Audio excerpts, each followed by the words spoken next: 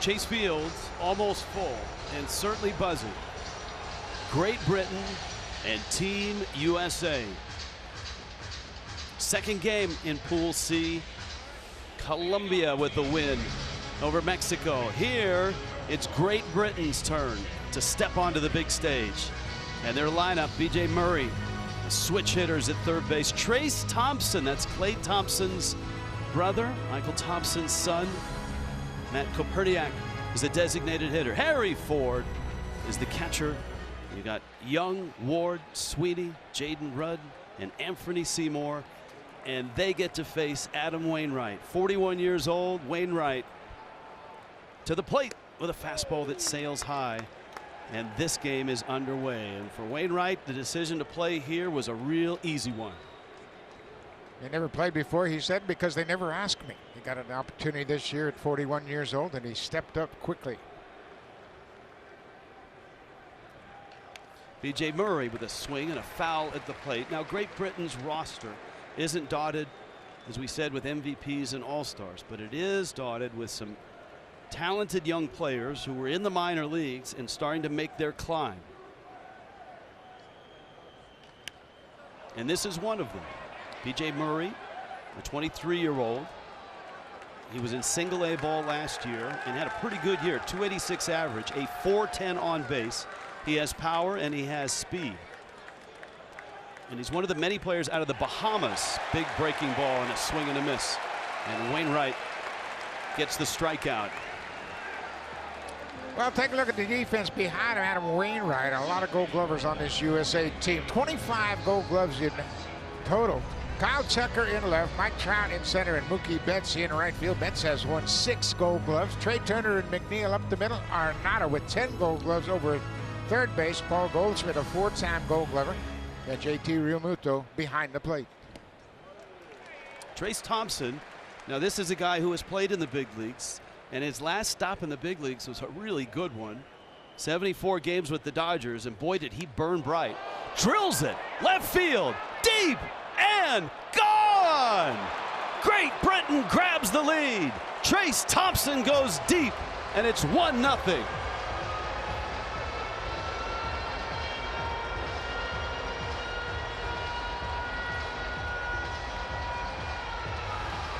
Thompson was looking at that breaking ball, sitting on curveball, and he got it and hit it out of the ballpark. What a start for Great Britain. They qualified, winning the tournament, and you can see what their home run tribute is.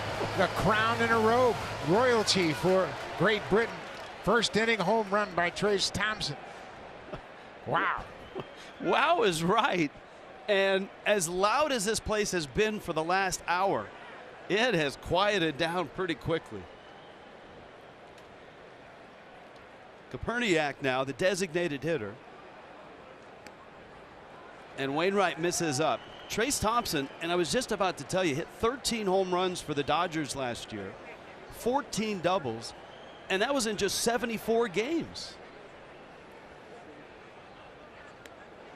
These players understand that this is the biggest stage they'll ever have played on, and they're going to make the most of it.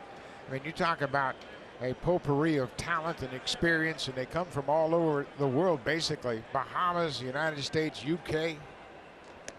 A terrific mix of young and more experienced minor leaguers, and certainly they're not taking a back seat to anybody. They're in this team. They feel like they're equal to everybody. Koperniak's a guy that was born in London, played at Division III Trinity College, and was signed by the Cardinals as a free agent. He didn't get quite the money Wainwright did. He signed for $20,000. Waino signed for over $4 million when he was drafted. Another look at the home run swing by Trace Thompson. He's sitting all over this curveball, and you can see it's about belt high over the heart of the plate, and he didn't miss it. You know, everybody in the world knows Wainwright's got that great curveball, and that's one thing Mark DeRosa said. We always know that Waino can spin it, and look at the reaction in the dugout. This team hit some home runs in the Regensburg qualifying tournament last September. Yeah, in Germany, they had to beat France, Germany, and Spain, and they did it. And here is Harry Ford. Ford, the 20-year-old, Mariners' top prospect, as we told you. 12th overall pick back in 2021. Both his parents were born in Great Britain. And he's one of the Cobb County kids, guys that came up around that Atlanta area with the great youth baseball there.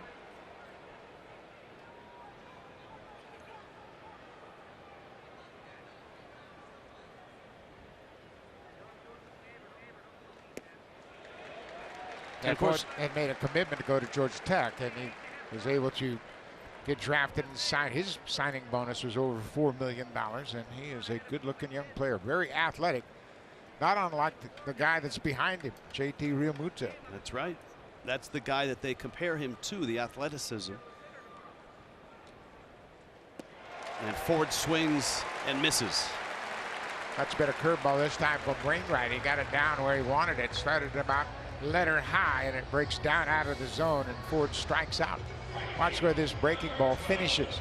Much better location there. It was a strike to ball breaking ball, and he gets Ford to strike out. That's the trademark breaking ball that Wainwright has had his entire career. 18 years in the big leagues. 195 wins. First pitch swinging is Chavez Young. Young, a 25-year-old. Born in the Bahamas, went to high school in Georgia. Spent 6 minor league seasons with the Blue Jays. Switch hitter.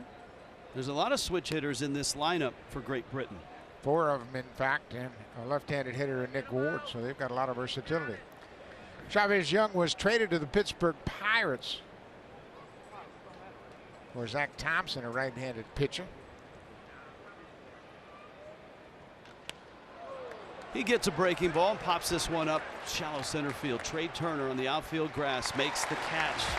Trace Thompson in the big leagues had never faced Adam Wainwright until tonight in the World Baseball Classic, representing Great Britain.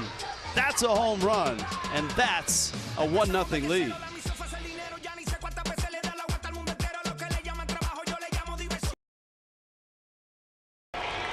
Bottom of the first, 1-0 Great Britain. And now the U.S. lineup. Mookie Betts is in right field. Mike Trout in center. Paul Goldschmidt, Nolan Arenado, Kyle Schwarber, the DH, Trey Turner, the shortstop, Kyle Tucker, the great Astros in left. Realmuto behind the plate, and Jeff McNeil is at second base in the 9 spot. And this is Mookie Betts.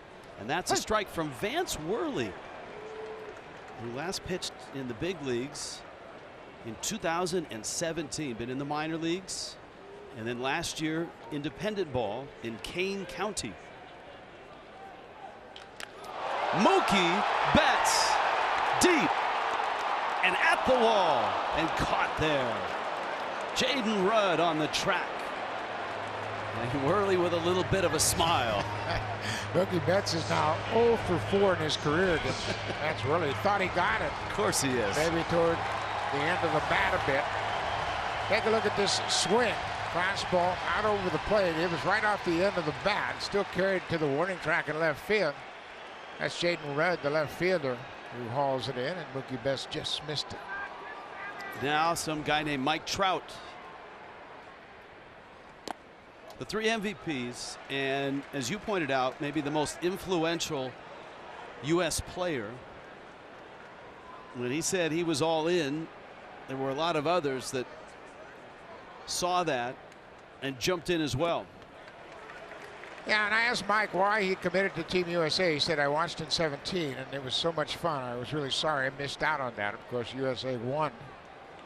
They won the championship in San Diego, and it had some star players on there. And of course, Adam Jones made that great catch against Manny Machado, and there was a lot of exciting plays, and Trout noticed that and said, I want to be part of it if I can the next time.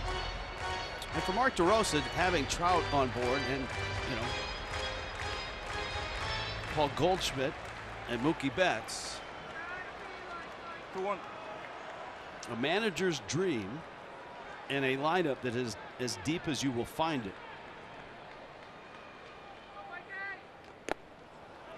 That was a strike, but not called so by Carlos Torres.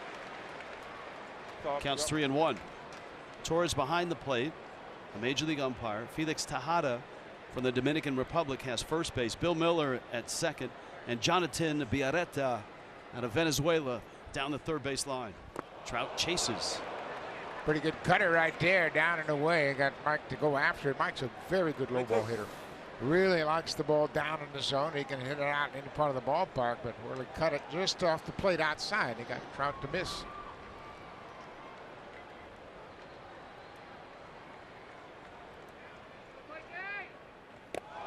Vance Worley strikes out Mike Trout. Wait a minute. What is this script here?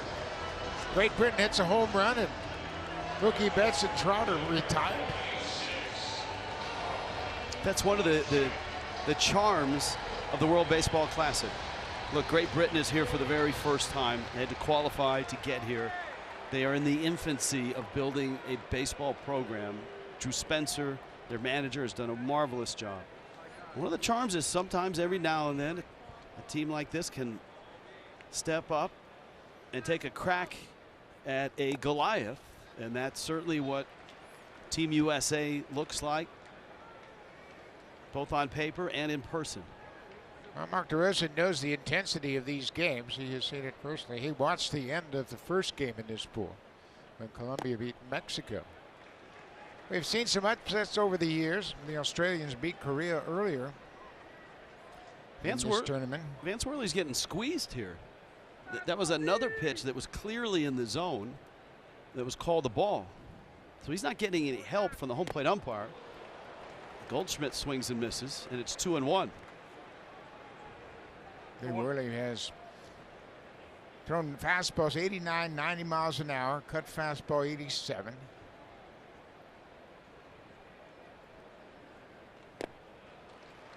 Took a little off that fastball and just runs it up there. He knows he's not going to be able to light up the radar gun, and he certainly can't challenge these guys in the middle of the plate, so he's got to mix it up. I mean, one right after another, all stars and silver sluggers throughout this lineup. That's up, and so Worley loses Goldschmidt, and here comes Arenado.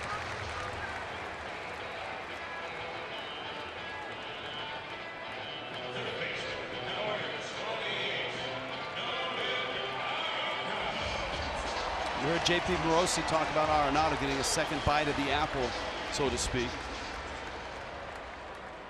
Just a marvelous career.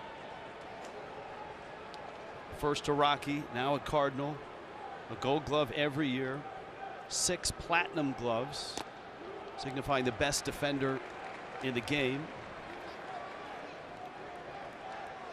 5-time Silver Slugger winner here. He literally has done it all. He's 31 years old now. Both he and Paul Goldschmidt are the only 2 from the 2017 championship team for Team USA. Arenado seems to be a little more comfortable and a little more relaxed this time around.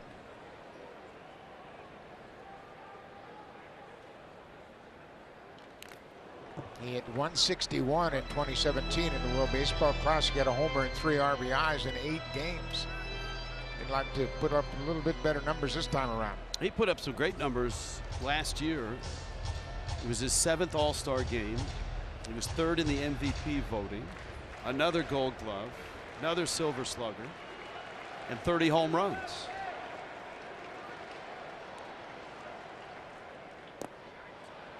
That's another strike that is called a ball. And Carlos Torres is doing Vance Worley no favors right now. Take a look at this last pitch, and it looks like it catches the bottom of the strike zone, but he didn't get the call.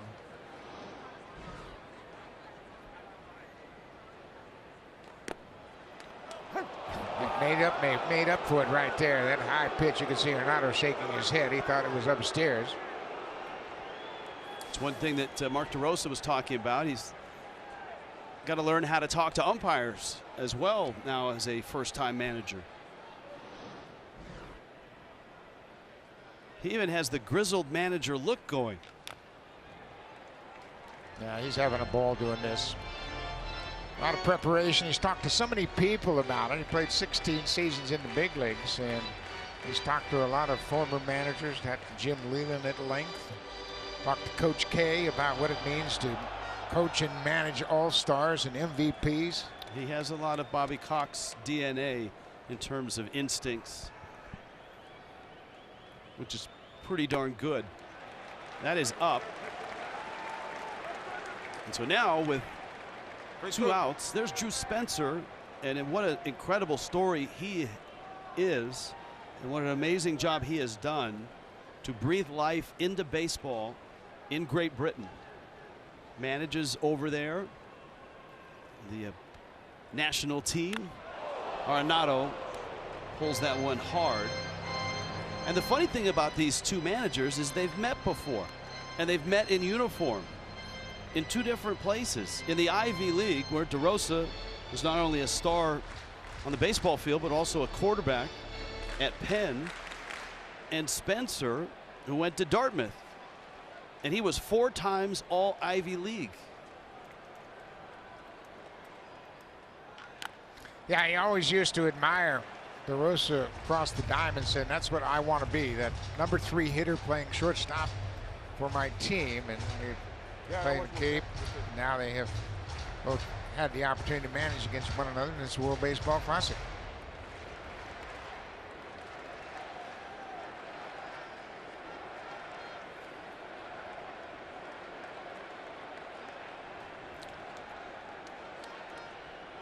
Goldschmidt moving again. Another 3-2. And a chopper over the middle. Onto first and safe. Arenado falls down. Seymour, the second baseman, got the throw off, but didn't get much on it. And Nick Ward had to stretch out at first base. A lot going on there at second base on the 3-2 count. Goldschmidt is running. The ball bounced right over the mound and right over the bag at second base. There goes Goldschmidt, and watch where this ball ends up. There's the runner sliding in, and Seymour's got a lot of things to deal with, and you're right, he didn't get much on the throw. And how about the effort by Arenado, stretching out to hit that bag, and it really threw him off stride, and he falls down beyond the bag at first. Now, this is an interesting sequence here because Drew Spencer is managing essentially a major league game that has replay in it, and so they had to wait. The replay coach that Great Britain has took a look, and as you saw, Arenado beat the throw to first, so there's no challenge. And just like in Major League Baseball, 1 challenge for each side until you get to the 8th inning, and then the umpires can initiate the review. And so after getting the first 2, including striking out Mike Trout, Goldschmidt a walk, Arenado an infield hit, and here is Schwarber coming off just a monster year with the Phillies.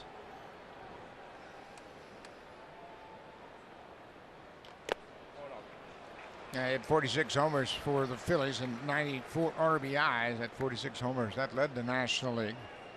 He hit just .218 and had 200 strikeouts. It's kind of a profile of a modern day power hitter. You don't care much about average as long as they're doing damage. Oh, he does that. And right now Worley having trouble finding the plate. And of course Schwarber doing that damage for Worley's old team, the Phillies. Worley was in the Rookie of the Year balloting 3rd back in 2011. Time. A reminder, of course, there are no Major League Baseball new rules in effect in this tournament. The disengagement rule, the pitch clock, they're not in place. Larger bases also not in play, and teams can shift defensively. Swing, and it's fouled back. Schwarber's in 8 seasons been to the postseason 7 times, so he's been a regular in October. Yeah, he's disappointed he missed one right there. Had a good pitch to hit, fouled it back out of play. And he had a great postseason this last year. 3 homers in the NLCS, 3 homers in the World Series.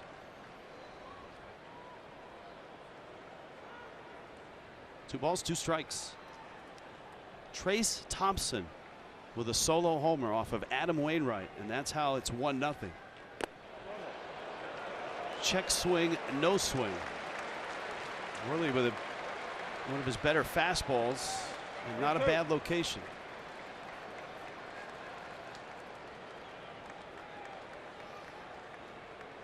There's no relief on deck. You've got Trey Turner, and then Kyle Tucker, and then Rio Muto, and then Jeff McNeil.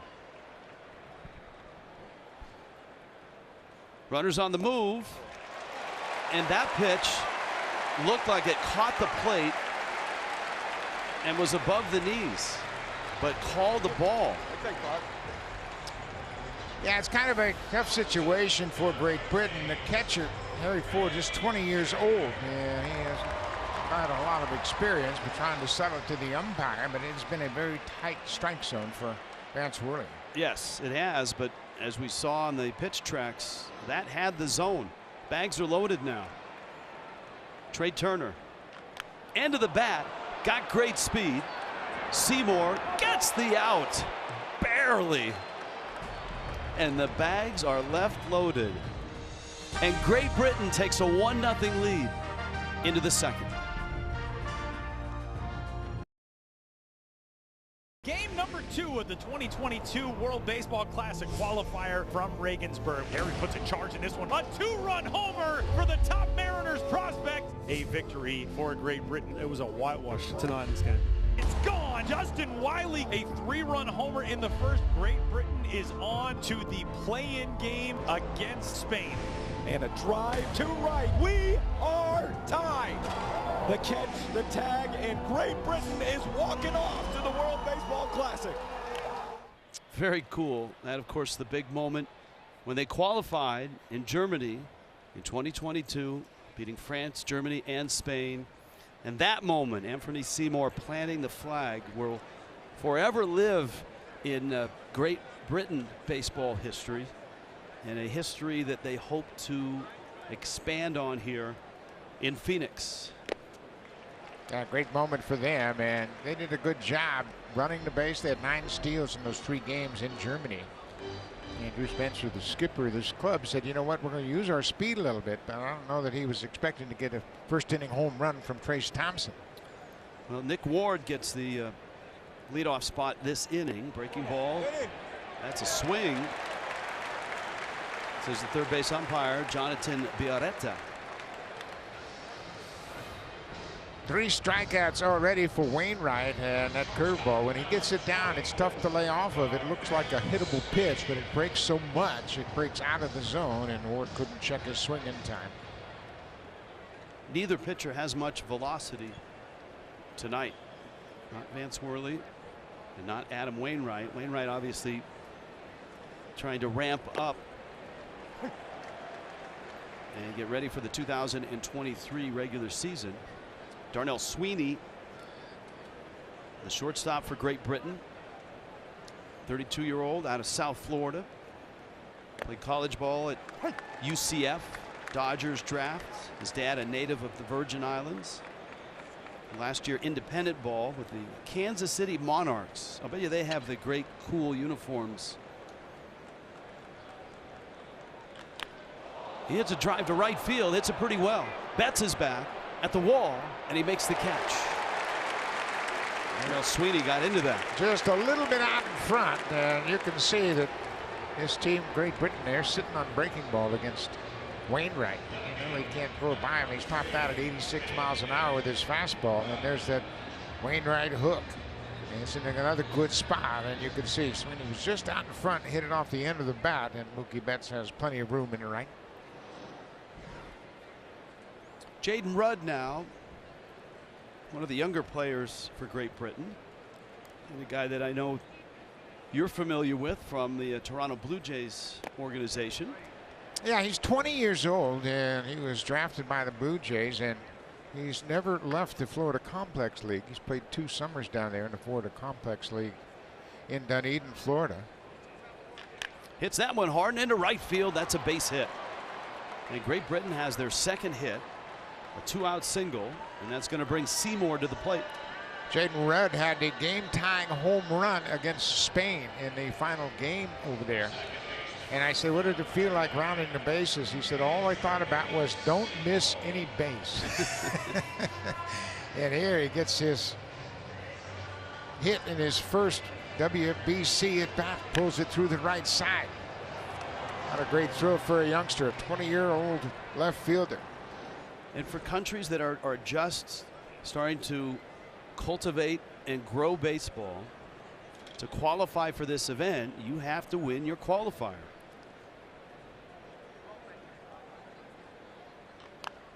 And winning that qualifier, to some a surprise that they've come that far this quickly, but just a huge step forward for Drew Spencer and everybody associated with baseball and Great Britain.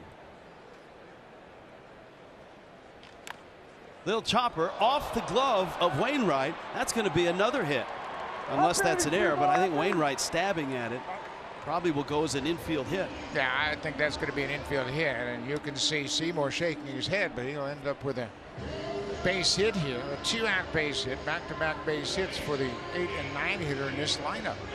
I mean, this shows you how close these one-game events are. You play one game against the team, 4 games overall. A bad bouncing ball goes off the pitcher's glove and ends up in no man's land, and it's a 2-out single. You can see Wainwright reaches for it, and that was going to be an easy play for Trey Turner, who was shifted over to the first base side of second. Somewhat of a shift now for the switch hitting leadoff man, B.J. Murray, who struck out in the first, and he pulls one foul. In a way, Great Britain resembles what the Netherlands were, you know, back in the early 2000s when they were just getting their baseball going, and some of those, you know, those great players from Curacao in that area had not, you know, come through that system, or were just starting to play youth baseball and going to the Little League World Series and such. Very similar path as Team Netherlands in 2009 played in Miami, and at that time Kenley Jansen was their catcher. Yep, I saw them that year in Puerto Rico, and that's when they knocked off the Dominican, which was as impressive as this U.S. lineup. That Dominican team had every bit as much hardware. That is strike 3 called, and Wainwright, a long inning, gives up a couple of hits, but strands 2. And the Trace Thompson home run is standing up right now as Great Britain leads the United States.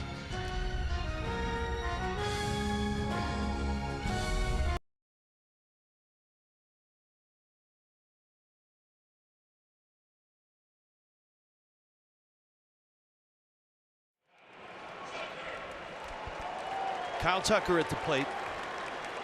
JT Realmuto, Jeff McNeil will follow, with all the big names and all the big stars. Tucker certainly is a star, but he's new on the scene relative to guys like Trout and Betts and Goldschmidt, Arenado. But man, this guy can really play. 26-year-old out of Tampa. Last year, his first All-Star team. He's had back-to-back 30 home run seasons for the Houston Astros. And Vance Worley was bobbed and weaved his way through the first inning, walking 2, giving up an infield hit, kept the United States off the board. Well, quite honestly, he had a very tight strike zone to work with. He threw 29 pitches in the first inning. When you're starting baseball and gathering together an international team, sometimes the hardest thing to assemble is starting pitching.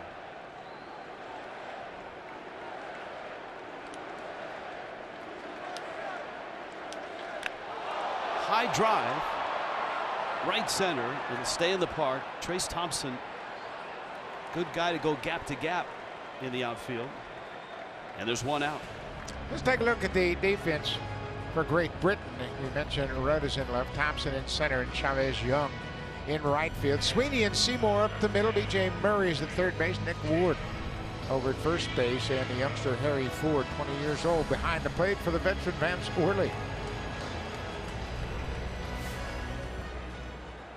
JT Realmuto and Harry Ford with the hello.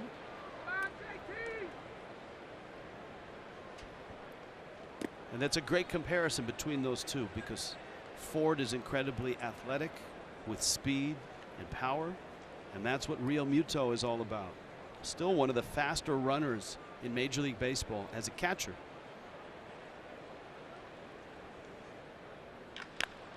That is a fair ball over the bag and into the corner. Rudd, the youngster, digs it out.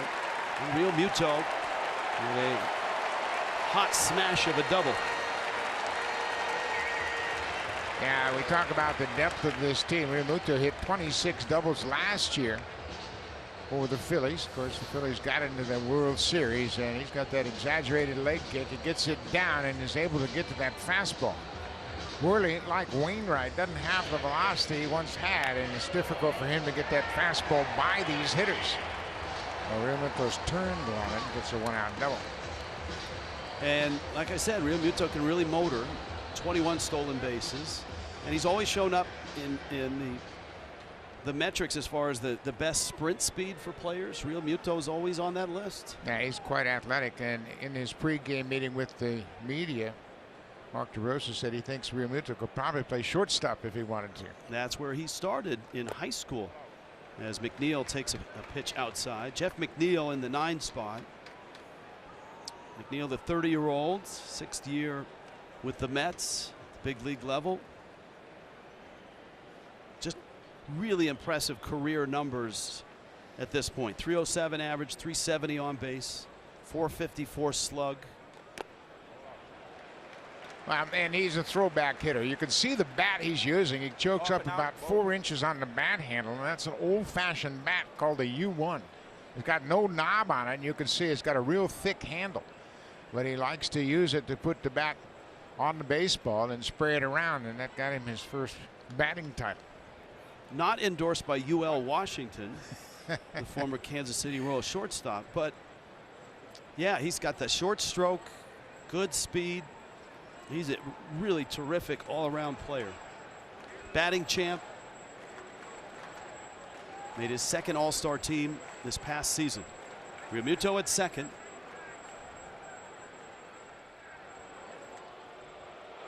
Yeah, Real Muto, you mentioned his 21 steals. He only got caught 1 time last year. So Harry Ford, the young catcher, is going out and talk to his pitcher whether or not they want to change signs or what do you want to do here to this guy. Contact hitter with a runner in scoring position. Yeah, 20-year-old catcher and a 35-year-old starter. Spray charts. Little City Field fireworks for you. Look at the line-to-line Jeff McNeil. Yeah, McNeil was never affected by the shifts, that's for sure. He sprays it all over the diamond, and I thought the players would adjust to those shifts a little bit faster than they did. In fact, they never did, so we have to implement no shift rules.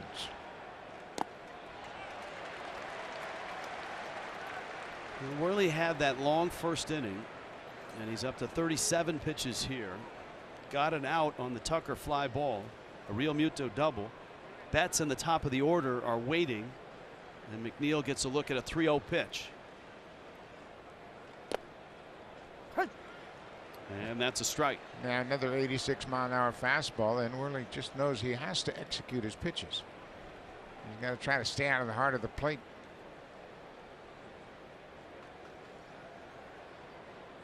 It's a fun time. I mean, it has somewhat of a feel of an all-star game just because of the sheer star power.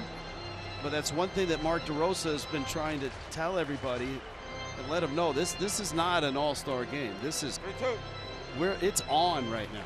Yeah, I mean, we mentioned they play 3 games, and tomorrow night they'll play Mexico. And the intensity of that game is going to be ratcheted up dramatically. And here they find themselves down to Great Britain. Hot smash. Seymour to his left. Gets the out. And so Worley, who as I noted was kind of bobbing and weaving his way through this lineup, now has 2 outs, but he has to face Betts again, who nearly hit 1 out back in the first as he drove Jaden Rudd to the base of the wall and left. Yeah, you're going to have a better idea, obviously, second time through the order about the velocity or lack thereof for Vance Worley. So now I think as a hitter, what you have to do is try to hit the ball to the opposite power alley. Make you stay back a little bit longer, give you a little longer to recognize what the pitch is. That's a strike. And the count's 0-1.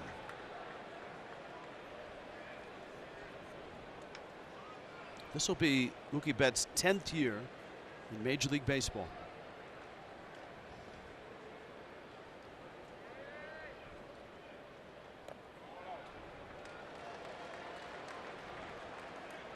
Yeah, he has been as consistent as any player when you look at the numbers he puts year in and year out. 269 average last year with 35 home runs, a career high in home runs for Betts.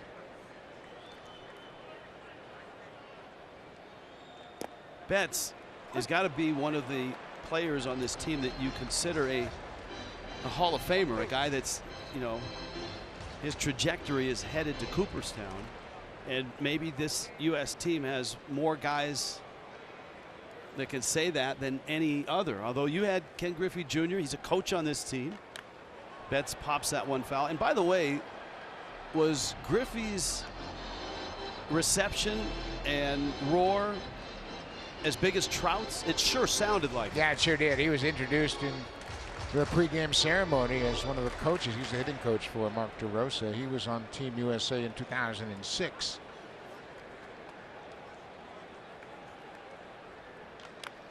High pop-up. That should be playable. And Vance Worley, little rope-a-dope, gets through the second. Excellent work by the 35-year-old out of Sacramento, California. 1-0 Great Britain to the third.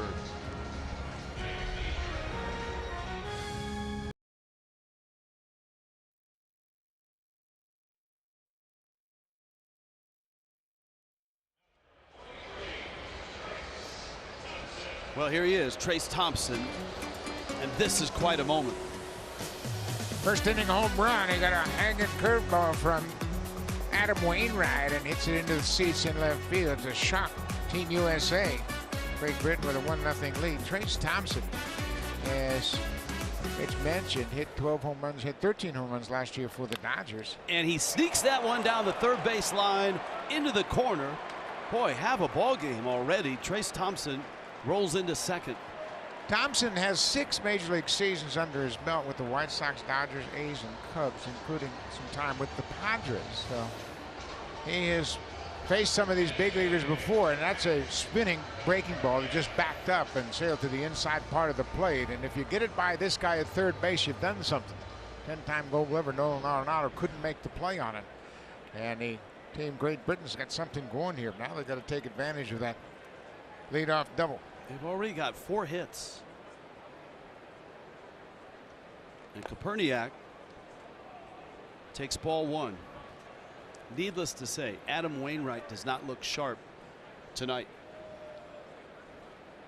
Not with velocity, not with location. And an opportunity for Great Britain to add on to a 1-0 lead. That's a high fly ball into the corner. Thompson's going to tag. Betts has a head of steam, makes the catch, has a strong arm, throw to third, and he's in there. Mookie Betts, I mean, that was a textbook catch and throw as he moved behind the baseball, moved his body into the throw, got all set up, and was just wide of the mark at third. Thompson did not slide over there. It was a lot closer than I think he expected it to be. And to your point, if the throw is even just a little better on line, he's out. But look at the effort as he's moving into that throw. He catches it, and all of his momentum is going toward third, and it's just wide of third base. I think Thompson thought he was going to have a wider margin, and now that's going to force the infield to come in and play at the edge of the grass. Oh, this is fun now. Harry Ford, Mariners' top prospect, struck out back in the first. Infield in, 1 out.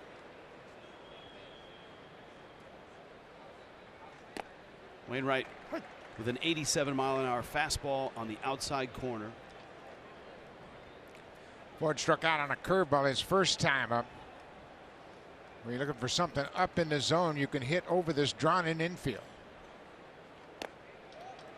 Wainwright dots the inside corner. And it crossed him up a couple of fastballs, and he falls behind. Now you got a battle. Shorten up, put the bat on the ball, and cash in. Guy at third base, less than 2 outs. Ford in single A last year had a great eye, great plate discipline. And that is up. Real Muto tried to bring it back down. His on-base percentage last year in 123 games, 422.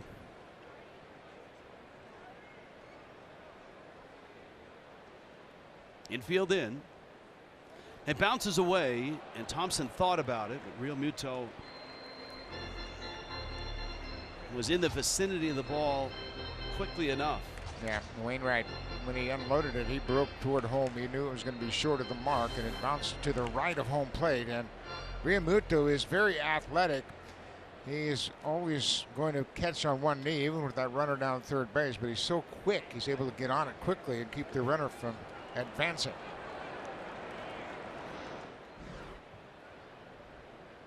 Now the 2-2. He came back with a fastball. Ford fights it off. Yeah, and you know, obviously Ford's such a youngster that you don't realize, okay, a more veteran hitter would say, okay, he doesn't have enough fastball to beat me. I just can't be over anxious. I've just got to fight off the fastball, and if he makes a mistake with the breaking ball, then I can hit it. As you can see, his velocity is down from the prime of his career, obviously. He's now 41. 2-2 again. Breaking ball, chopper to third. Arenado gets the out.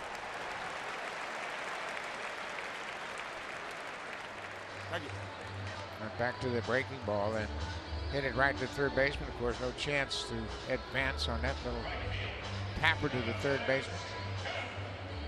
Chavez Young, another switch hitter, one of 4 for the Great Britain squad.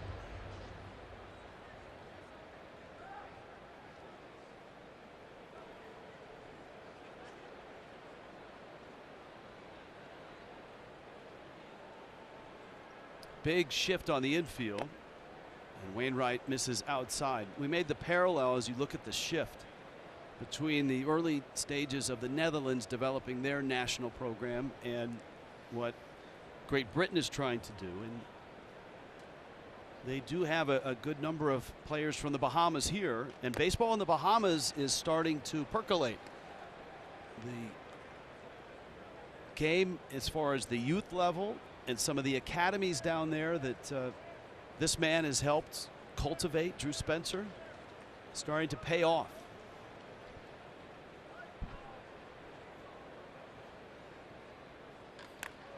Breaking ball and a fly ball hit pretty well.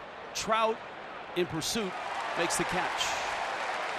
Great Britain threatens. The leadoff double by Trace Thompson, though, stranded at third. A 1-0 Great Britain lead.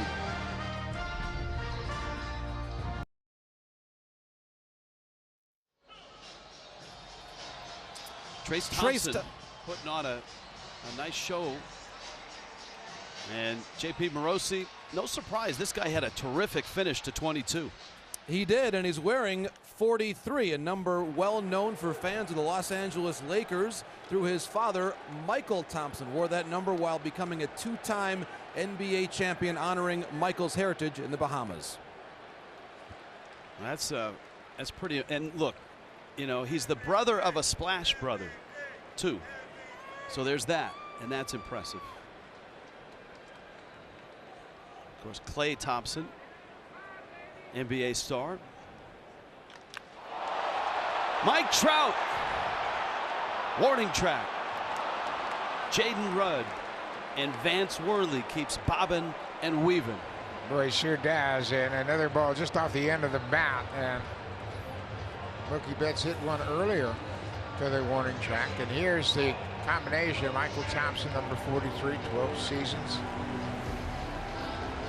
And part of that, those great Laker teams, that dynasty.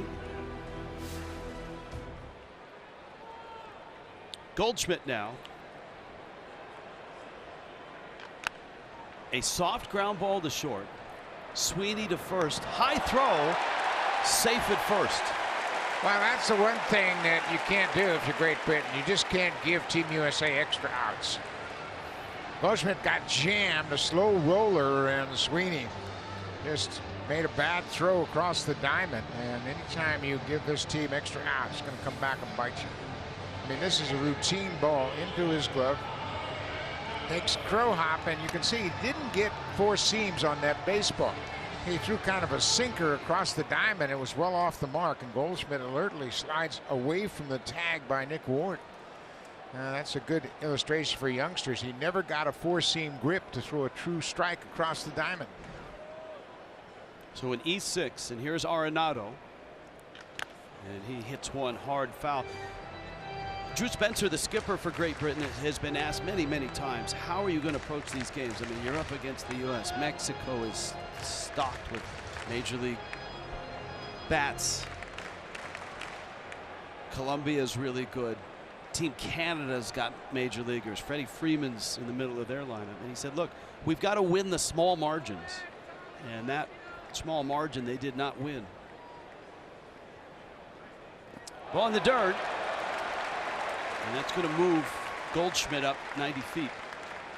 Yeah, those are the things that you just can't afford to fail to make when you're in a situation like that. And then the ball gets away, and now you're out of a double play situation. And that's really just can't have defense not make plays behind him. He really understands the magnitude of his throwing there. And the other thing Drew Spencer said is that there's so many people that have, even the last couple of days, that have said, hey man, don't worry about the Classic, it's just so great that you're there. 1-1 pitch. And he said, I don't want to hear that. Yeah. And I'm not having any of that. Don't congratulate us for getting here. We're here now. We need to figure out how to win a game, how to be competitive, and they've done it so far here against the United States. Worley's 52nd pitch coming up. That's a fair ball and into the corner. And Team USA is going to get a run out of this. Goldschmidt scores. Arenado to second. And it's 1-1. Now just think about the impact on the pitcher, Vance Worley. He gets a routine ground ball off the bat of Paul Goldschmidt. Thinks he's going to have 2 outs in the inning. It'll be 2 outs and nobody on.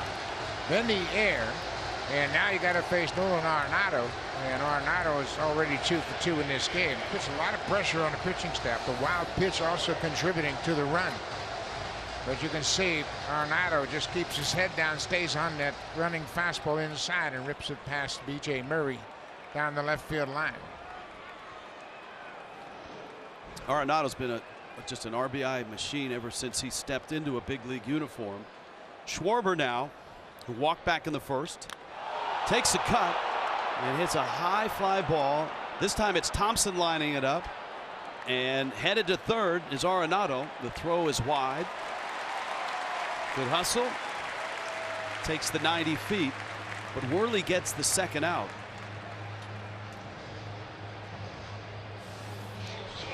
Schwarber just missed his pitch, and it ran just away from him. Just enough movement to take it off the barrel of the bat. Worley's doing a pretty good job. This is a great example of a former major league pitcher who has stuck around in the minor leagues and now independent ball last year, who knows how to pitch, who knows how to move the ball in, out, take something off. He's not been overpowering velocity-wise. And you know, I bet you Worley always thinks here late stages of his career, I wish I would have known what I know now when I had better stuff. Well, look, you and I say that every day about a lot of things. Experience, boy, it is valuable. But you know, so many guys nowadays, especially, they're pitching to the radar gun and not pitching to the hitter. They want to light up the radar gun, max effort on every pitch. And guys like Worley understand, hey, back and forth. Wainwright's done the same thing throughout his career.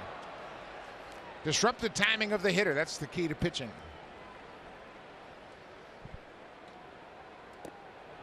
Trey Turner takes down low. What an addition when you add a guy like Trey Turner. And the Phillies have done that.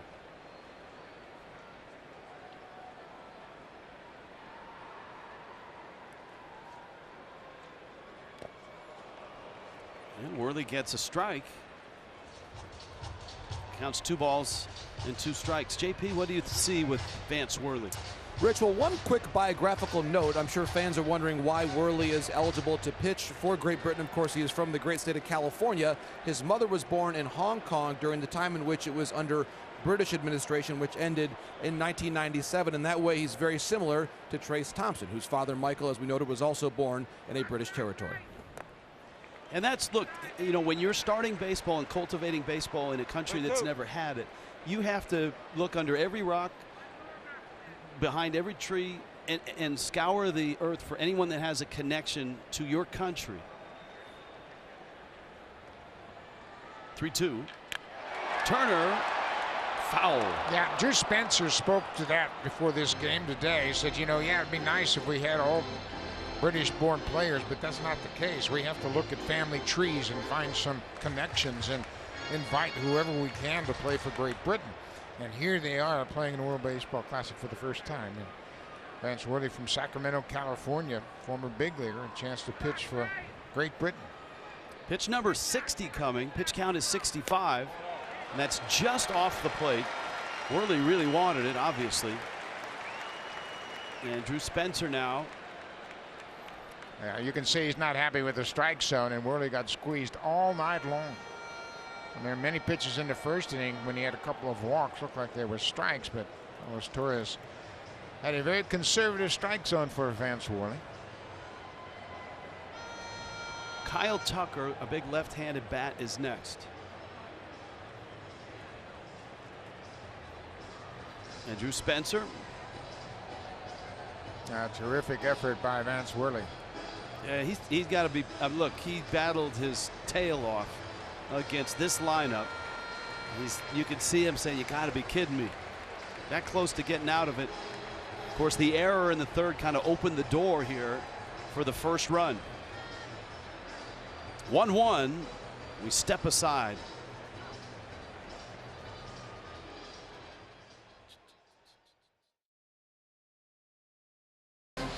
This copyrighted telecast is presented by the authority of the World Baseball Classic Incorporated. It may not be reproduced or retransmitted in any form, and the accounts and descriptions of this game may not be disseminated without express written consent. Don't do it. If you need express written consent, Buck Martinez can do that for you. This is Jake Esch. Former draft pick by the Florida Marlins in 2011. He's out of Minnesota, born in St. Paul. Now 32 years old. He hasn't pitched in professional baseball since 2018. His last team was Sioux Falls in the Independent League, American Association. He's made 12 starts in that league, but that's back in 2018. And so Esch comes in with runners at the corners. You've got Trey Turner, who has just blazing speed, one of the great base stealers in the game. And obviously this year with the new pickoff rules and a little bit more room on the bases. Bases are a little bit bigger. A guy like Turner could really stretch out his numbers. Line drive. Oh, and it goes right through Sweeney. And that is a base hit, and it's 2-1. Well, he just flat out missed it. He was positioned perfectly right behind the bag at second base, and I think that top spin line drive kind of fooled him. He jumped for it, and he just missed it. And you can see Kyle Tucker expected it to be caught right at the shortstop. That's unfortunate because they had him positioned perfectly up the middle. And you can see he jumped and really out-jumped the ball as it had some top spin on it. And he just flat out missed it. He's fortunate that ball didn't hit him in the head because it dipped way below the glove. Real Muto now, and Esch misses away.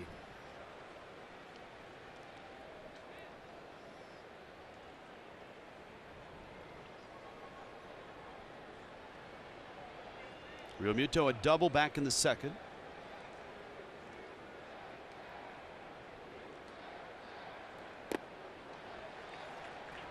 As a connoisseur of catchers, Real Muto is a guy that I'm sure anytime you get a chance to see him play, it's a good day. Yeah, he's just one of those very athletic catchers that can do so many things, and you can hit him just about anywhere in the lineup. You know, he's hit leadoff in the past. He can hit second, third, fourth, anywhere you want to put him.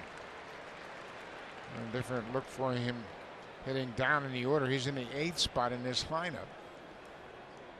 Kyle Gashioka, great catcher for the Yankees. He too is on this team along with Will Smith. They're carrying 3 very capable catchers. That ball's hit pretty well, but it's down the line and it's peeling foul.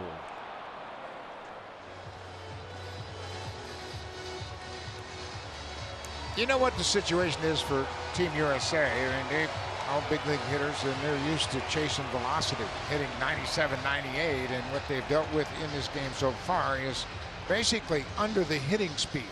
It's kind of like batting practice type of hitting, and a lot of them have been out in front. Their timing is off, and they've been used to trying to play catch up to 99, 100, and sometimes over 100 miles an hour.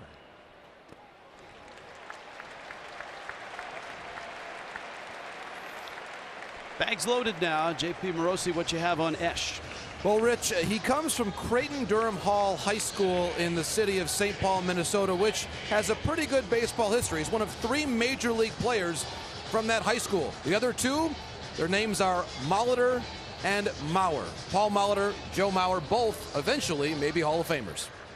That's a pretty good pedigree. Yeah, absolutely. I was a teammate of Paul Molitor's in Milwaukee, and a terrific all-around player with great speed. And of course, there's another great catcher, Joe Mauer, 3-time batting champ. McNeil inside. Elk Grove High School produced Buck Martinez and other major leaguers, right? Your high school's no slouch when it comes to that. Rowdy Tellez, who played first base for Team Mexico. Don Carlson of the Cardinals, he's from Elk Grove. Scott Boras went to Elk Grove High School, great agent. Actually, Drew Spencer's cousin went to Elk Grove High School, Michael Ford, and I actually coached Michael Ford when he played with my son Casey at Sacramento State. See, I know I can throw out anything, and you have a tie to it someplace. I'm old. No. You just had a great career in a lot of different places as a player, as a broadcaster especially. And is the first manager of Team USA in the World Baseball Classic in 2006. Well, Ken Griffey Jr. was part of that team, and we had 3 Griffeys on that team. Senior was the first base coach, and Trey was the bat boy. Wasn't that one of the stipulations when Junior decided to play? Can I bring my son? Can I bring my son? I said, you can bring anybody you want as long as you play center. McNeil now sitting on a 2-0 with the bags loaded, and hits a soft fly ball to left. Rudd is there and makes the catch. A costly error opens the door for the United States, and they gladly walk through, get a couple runs. Now that's a throwback uniform.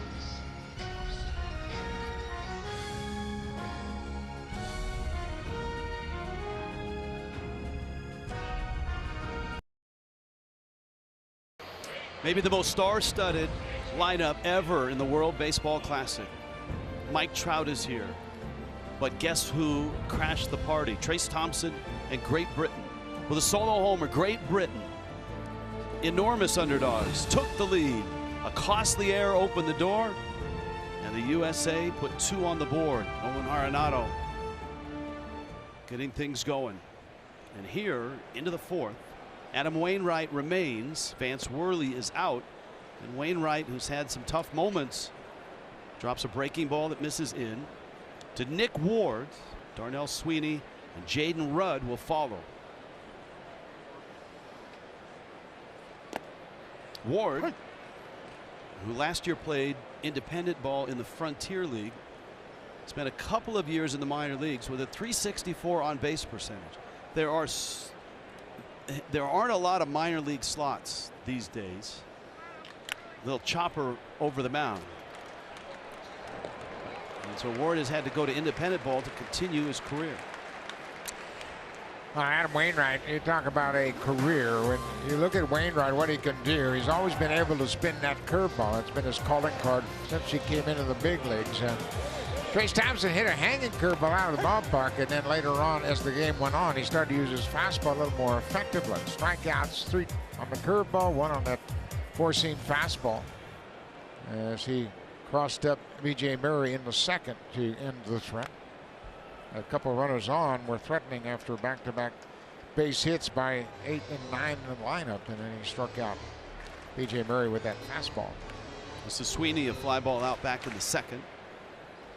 Wainwright at 47 pitches. Remember, 65 in pool play here.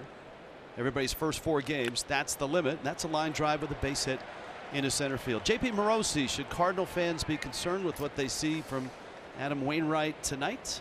Not necessarily, Rich, and I think that from a Team USA perspective, there is a split screen going on right now, trying to win the game tonight and trying to win the group. And that man, Mark DeRosa, has some huge decisions here. Every out that Wainwright gets is an out that the bullpen does not have to get. And managing the workload, especially with the pitch limits and the rest regulations, is of paramount importance before tomorrow night's game against Team Mexico. JP, it's a great point about the spot, because the Mexico game is tomorrow night. There's a chopper over the middle. McNeil flips. Turner on to first in time. We'll continue that discussion. Wainwright, a cleanup of the 4th inning and a 2-1 United States lead in the desert in the World Baseball Classic.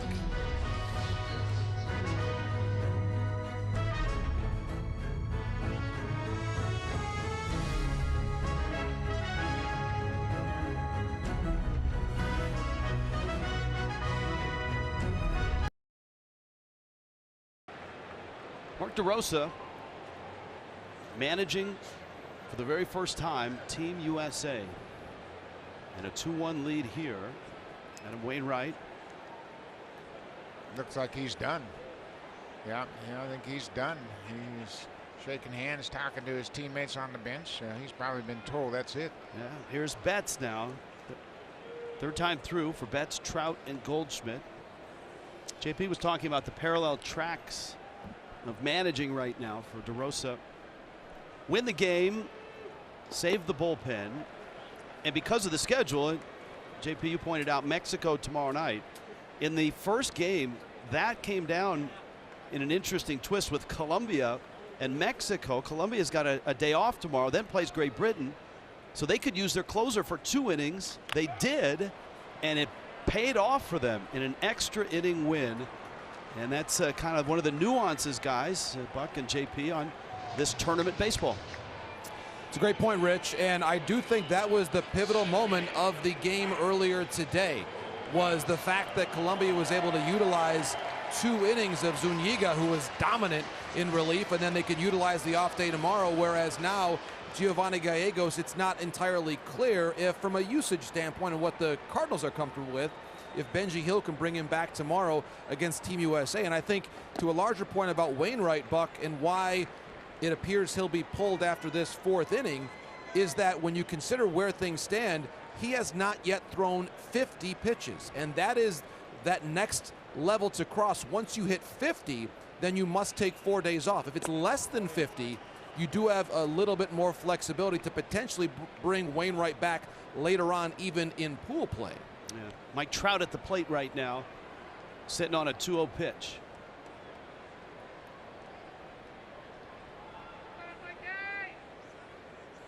And Buck, you had to wrestle with all of this in 2006, what JP was addressing there. Yeah, and it's interesting because Gallegos pitching in that game threw only 9 or 10 pitches, 9 strikes. So he can come back tomorrow against Team USA, but that is a decision. You have to decide, okay, where are we in the lineup?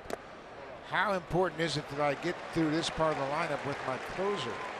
And Benji Hill thought, I'll get Gallegos out of the game. It was still tied at that point, and I've got him for Team USA. The other side of it was the fact that Colombia had the off day tomorrow. They won't play until Monday, and the team they're playing Monday is Great Britain, so they have a little more leeway, a little more wiggle room for sure. And in Gill's defense, a run scores on an error, but there was traffic, and with the runner at second base, and to Colombia's credit, they put pressure on Mexico, and Mexico faltered, and that's a huge win in this pool because those 2 teams are talented enough to advance to Miami, but only 2 teams advance out of this 5-team pool. And you got to think that USA has an overwhelming shot to be one of those 2 teams. Yeah, you would certainly think they were going to advance out of this pool, but I think they kind of got a wake-up call in the first inning when Trace Thompson hit a home run. So wait a minute. Yes, everybody out of the pool at that point. Oh, very nice. John Moore is like the fastest trigger finger award-winning director. Runner goes, throw down, and safe for the slide. Mike Trout stretching out those hamstrings. Trout didn't run much last year. He was just 1 for 1, and he's had some injuries, as you mentioned. But boy, there was a time when he was a threat to steal anytime he got on base. He obviously feels pretty good about his health right now. Picks up a big 90 feet with a stolen base. Throw was short of the mark, and Seymour takes it on 1 hop. So Trout's now in scoring position with 1 out. 49 stolen bases in 2012, early in his career. He's similar to a guy in a Team USA uniform, Ken Griffey Jr., who early in his career was a terrific base stealer, base runner. Well, and one thing where they're so valuable as offensive players, the wear and tear of stealing bases was something that the manager said, hey, man, we need you healthy. And that one hit Goldschmidt. That breaking ball sailed inside and clipped him on the arm. And so Goldschmidt is bored. By the way, it's really cool to see Griffey here. He's not a guy that has done a lot of this type of stuff where, you know, coaching in an organized, in a national spotlight type way. And it really looked like yesterday when he was working with hitters, talking with hitters, that he had a smile on his face. He was really enjoying it. Yeah, he sure was. And obviously we had conversations about his time with us, Team USA, back in 2006. And Drew Spencer's going to make a pitching change after Ish hit Paul Goldschmidt. So he's out of the game. Messer's out of the game. We'll have a pitching change here. USA has a 1-run lead, 2-1. Yep. All right, everybody back in the pool. Back after this.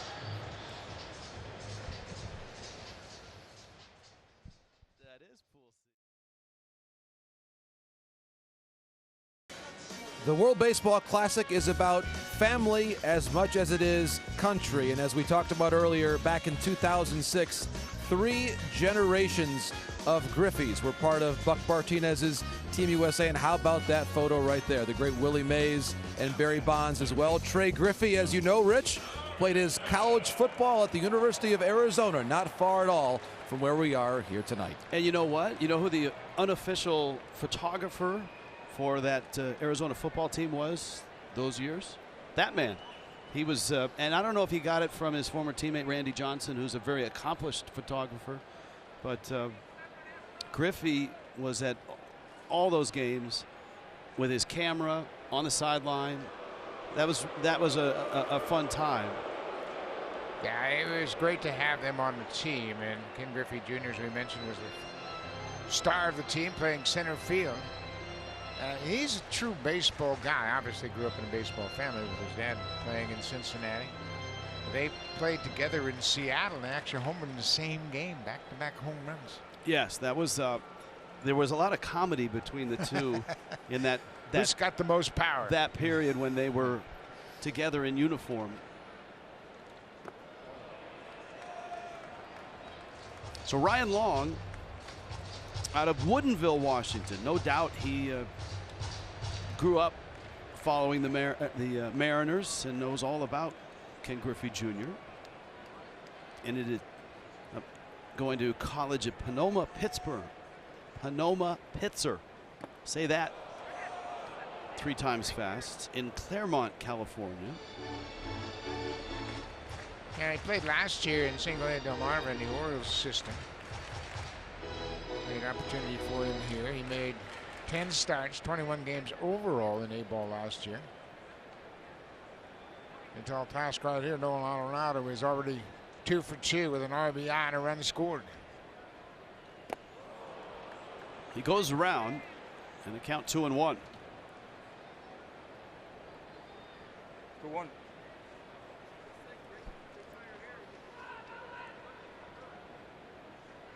Arenado infield hit in the first. Double brought home a run in the third.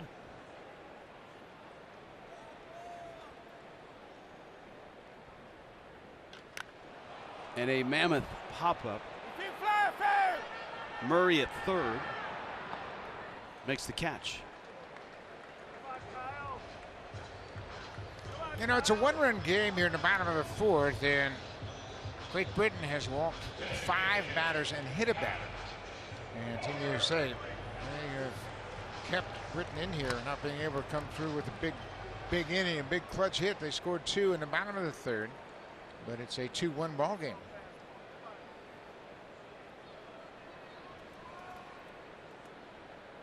You know, Griffey not only took photos of college football, but women's basketball, because his daughter, Taryn, played basketball at Arizona as well.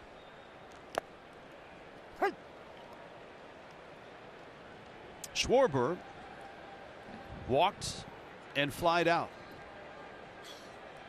This has not been the cakewalk that everybody expected. And I would guess many of the players for USA expected. And you can thank Vance Worley for that. Worley was fabulous, just mixing and matching and ducking and cutting the ball, bringing it in and out. At times Wainwright-like. Wainwright ended his night with 4 innings, 5 hits, a run, and 4 strikeouts. 0-2. It's just missed down and in, and Kyle Schwarber, he has walked and hit a high fly ball to medium deep center field. Missed the ball, running fastball from Worley back in the 3rd inning.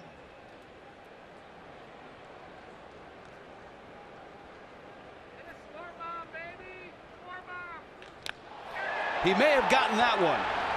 Young is back, and it's gone all the way over Pool C.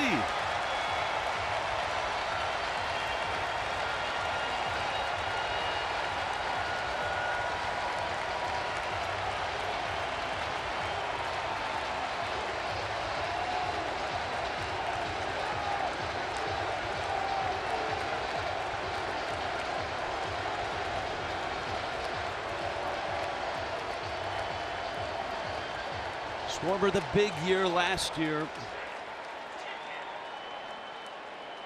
with the 46 homers. And Turner now, who's 0 for 1. Yeah, we talk about the walks and the hit batter, and they are cashed in by Kyle Schwarber, who led the National League last year with 46 home runs. He didn't miss that one. No, and remember what Drew Spencer said. We need to win the small margins.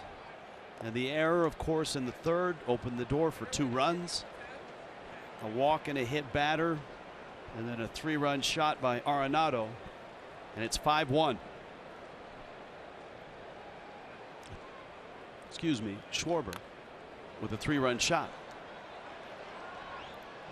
We talk about Schwarber just missing one back in the 3rd inning, and he didn't miss this one. That fastball ran down and away, but you can see how he stayed on it.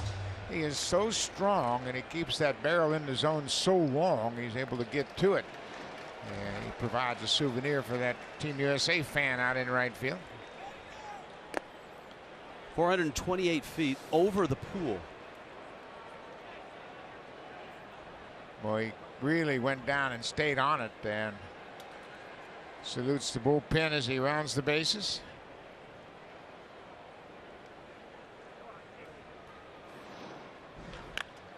Turner shoots one into right field, and that's a hit. It's always interesting to see a team in the World Baseball Classic and what they do as a team. What's their signal when they get a hit? You know, is it a hand motion? And with Team USA, it seems to be a salute. Yeah, and they have been together now for a while, but you can bet they've talked about it. Mark DeRosa has had a couple of different meetings talking about the importance of playing for your country, and a lot of these players have bought in big time.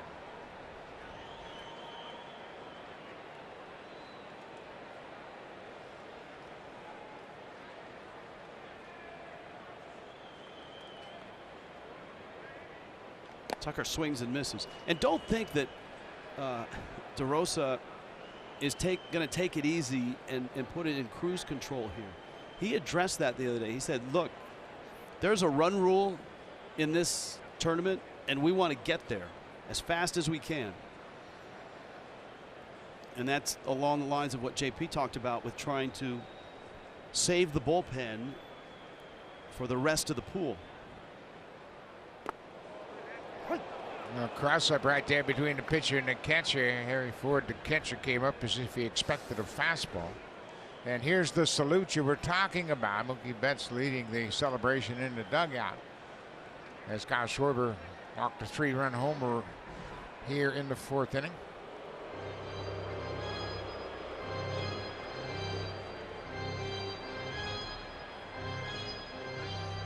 Tucker knocked home a run with a hit in the 3rd.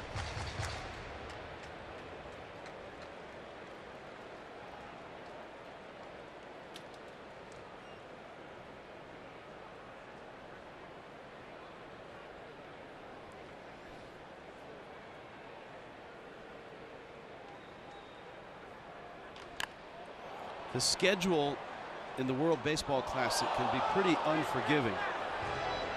And Great Britain is the 5th seed essentially here, and so their schedule is pretty demanding right out of the chute. They come back and play the day game tomorrow against Canada. 12 o'clock start local time. And Mexico and USA play tomorrow night, 7 o'clock here in Phoenix. Yeah, it's a tough schedule. Now Canada, with the off day today, they'll play 4 straight days.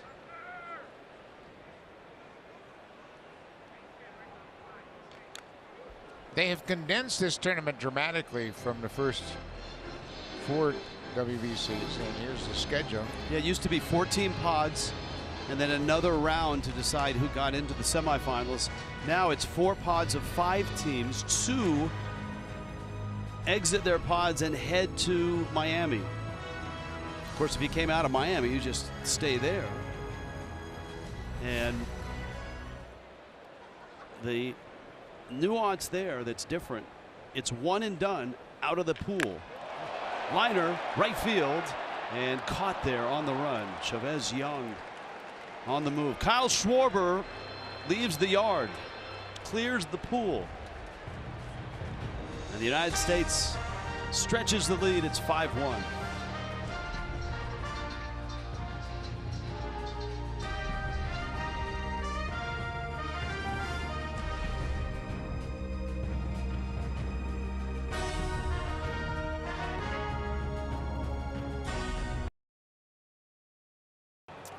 A day of surprising outcomes at the World Baseball Classic continues. Venezuela 5, Dominican Republic 1. That was tonight's final in Miami. Venezuela resurgent, their first ever win over the Dominican Republic in World Baseball Classic play, and their first win over a team not based in Europe since 2009, Rich. So one of the teams that we expect a lot from in this tournament. Venezuela, powered by someone who played a lot of baseball here, David Peralta, 3 RBI for Venezuela. That's you know, for Venezuela, they've always kind of been an underachiever in the World Baseball Classic, but with such baseball tradition and talent. There's a liner from Anthony Seymour into right. And Mookie Betts is there to make the catch. And of course, here in Pool C, you know, somewhat of a surprise, especially with Jose Quintana scratched from the rotation for Colombia, and Julio Urias on the mound for Mexico. Colombia winning in extra innings, setting themselves up at 1-0. Yeah, I mean, you just never know who's going to step up, and you know, you play a series. Say you play a 7-game series, USA against Great Britain, they'd probably win 6 of those 7 games. But in a 1-game format, you just never know. Why hasn't Venezuela been more successful? And I'll open that up to JP and to you, Buck. I just think it has a lot to do with their pitching. They haven't had the type of pitching that consistently will keep you in games. And like I say, it's a tough atmosphere in Dominican, of course. The Dominican Republic has always been loaded. They were the champions in 2013. Japan won the first 2 classics. And then Dominican Republic in 13, Team USA in 17. B.J. Murray at the plate.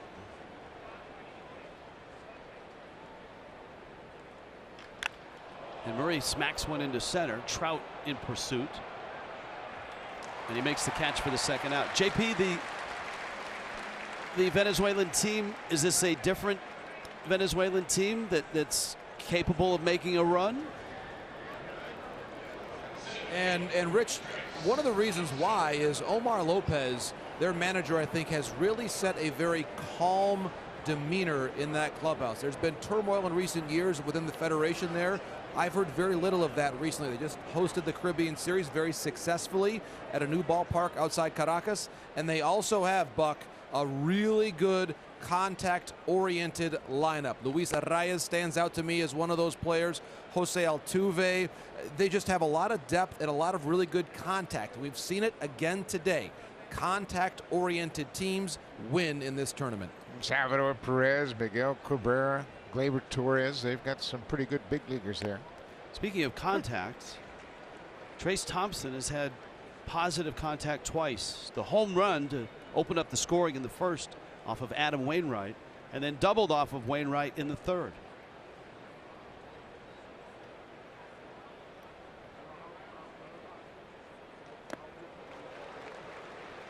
Jason Adam, boy, he has really turned his career around. Started out in the Kansas City Royals organization. He was late getting to the big leagues. Didn't get his first season in the big leagues until he was 26 years old. But last year with Tampa Bay, he was as dominant as any reliever in the big leagues.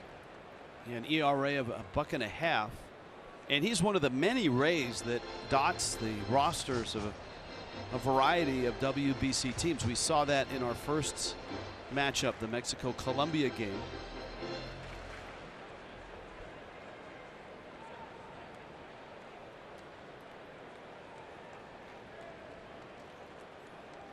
I mean, you're going to have to show some ID with that, sir.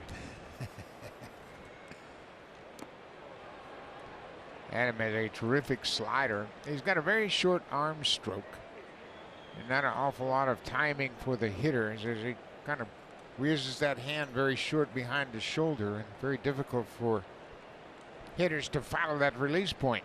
Yeah, that slider is deadly. 0.98 opposing hitters on that slider. Thompson, and Turner is there to snare it.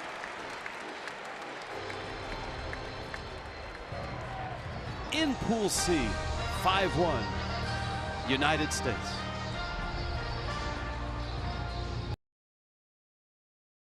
JT Realmuto, single season Major League history, catchers 20 or more homers, 20 or more stolen bases.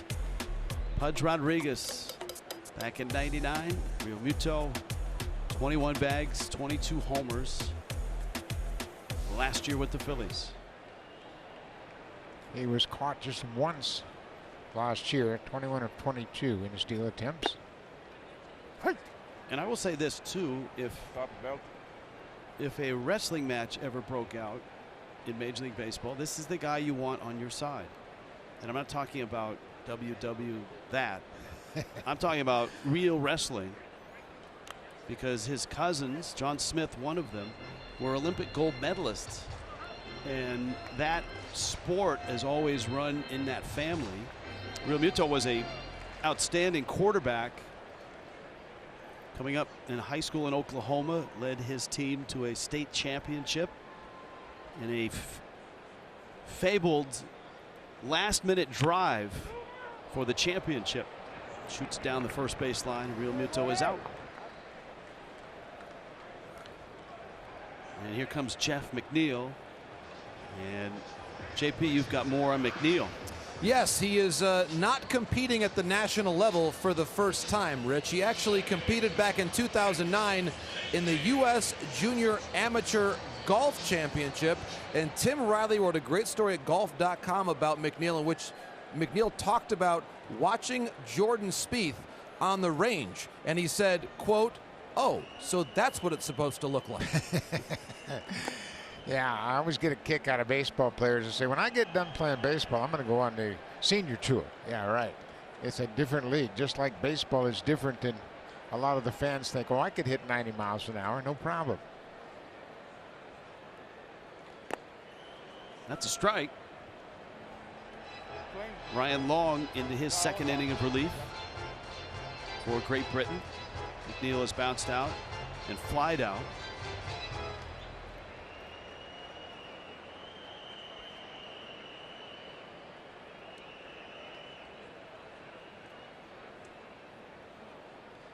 It reminds me of almost a Larry Bowa type bat and approach at the plate with choking up. Ron Hunt, Larry Bowa, a lot of guys use those bats. It's a throwback. Now, not lately, though, but I mean, back in the day. Now, that's why I talked to McNeil about it during batting practice yesterday. I said, man, you don't see these bats anymore. He said, it's like a U1. He says, yeah, it was patterned after a U1, which was the model bat by Louisville Slugger. Look out. Thompson makes the catch. I would assume it's not easy to order one of those. No, you can order anything now. They'll make anything customized to your liking, and it's a bigger, thicker handle. And you can see the communication is the center fielder. He's got priorities and cuts in front of the youngster, Jaden Loretta, who makes the catch. And they talked it over after the catch. Trayce Thompson has taken over this team, as he should. He's had a terrific night. Now Betts takes a breaking ball up. Deep fly ball to the track and left in the first, popped out in the second, bounced out in the fourth.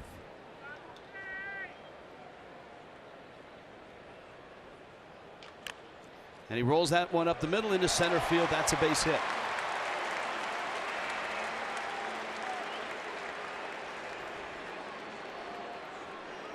He salutes his bench with a base hit. He's now 1 for 4 in this game. Mark DeRosa has had some difficult decisions. Actually, they're really not that difficult. They're just kind of challenging because you've got so many great players to choose from. But he was asked about Mookie Betts hitting leadoff as opposed to Trey Turner, who's done that when he plays with the Dodgers. And he said, hey, I just like to have Mookie Betts in front of Mike Trout. I just think that's a great combination. Two of the biggest stars in the game hitting back-to-back top of the order. Trout walked back in the fourth, stole a base.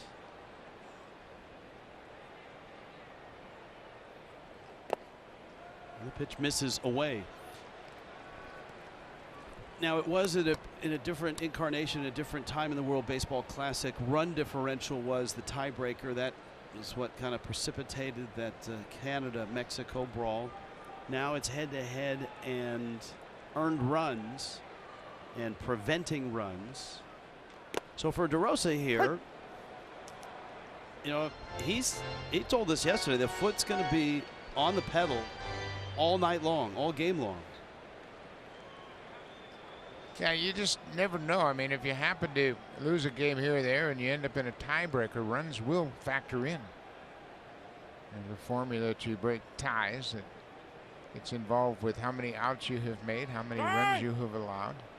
And he was also referencing the large lead early termination rules. 10-run lead after 7, game over. 15-run lead after 5, game over.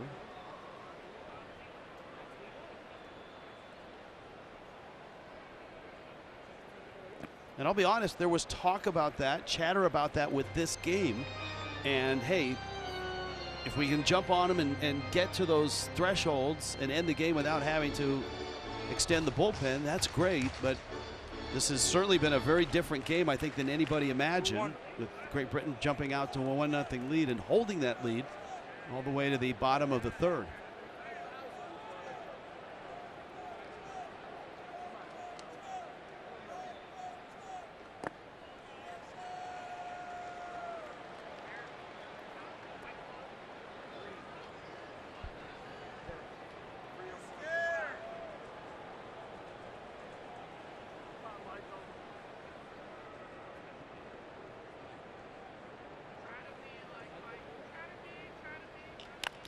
Trout pulls that one foul, and that was as I mentioned, DeRosa was addressing not only tiebreakers, but this as a chance to really save your bullpen.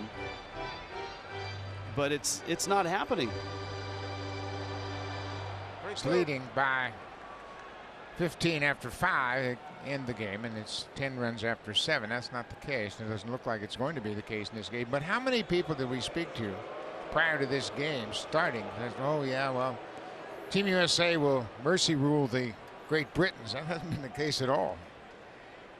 You never heard it from the coaching staff or the players of Team USA, but a lot of the media types are saying, well, this is going to be a laugher for Team USA. It's been anything but. Betts is running with a full count and 2 outs, and Trout fouls it back. You and I have seen all kinds of different teams in our history with this tournament, and you've seen great teams, Japan, and underdogs turn into great teams like the Netherlands, Team USA, We saw China win a game. Yes, and that's where I was headed. and China in a similar situation, starting John McLaren did such great work there trying to cultivate and start baseball in that country, and it feels like that ball is continuing to roll, and that's what this season is all about, and this team is all about for Great Britain. Betts moving again. Trout fouls it back to the screen. Drew Spencer, when he talked to his team, talked about that, said, hey, look, you've earned your way here. Now that you're here, we have a chance to make a legacy and bring along and make some history, so that as the years go and the sport grows and Great Britain's baseball program is better and starts to win games and advance and produce major league players, they'll look back at this World Baseball Classic. Swing and a miss. Ryan Long strikes out Mike Trout, and United States leaves a runner.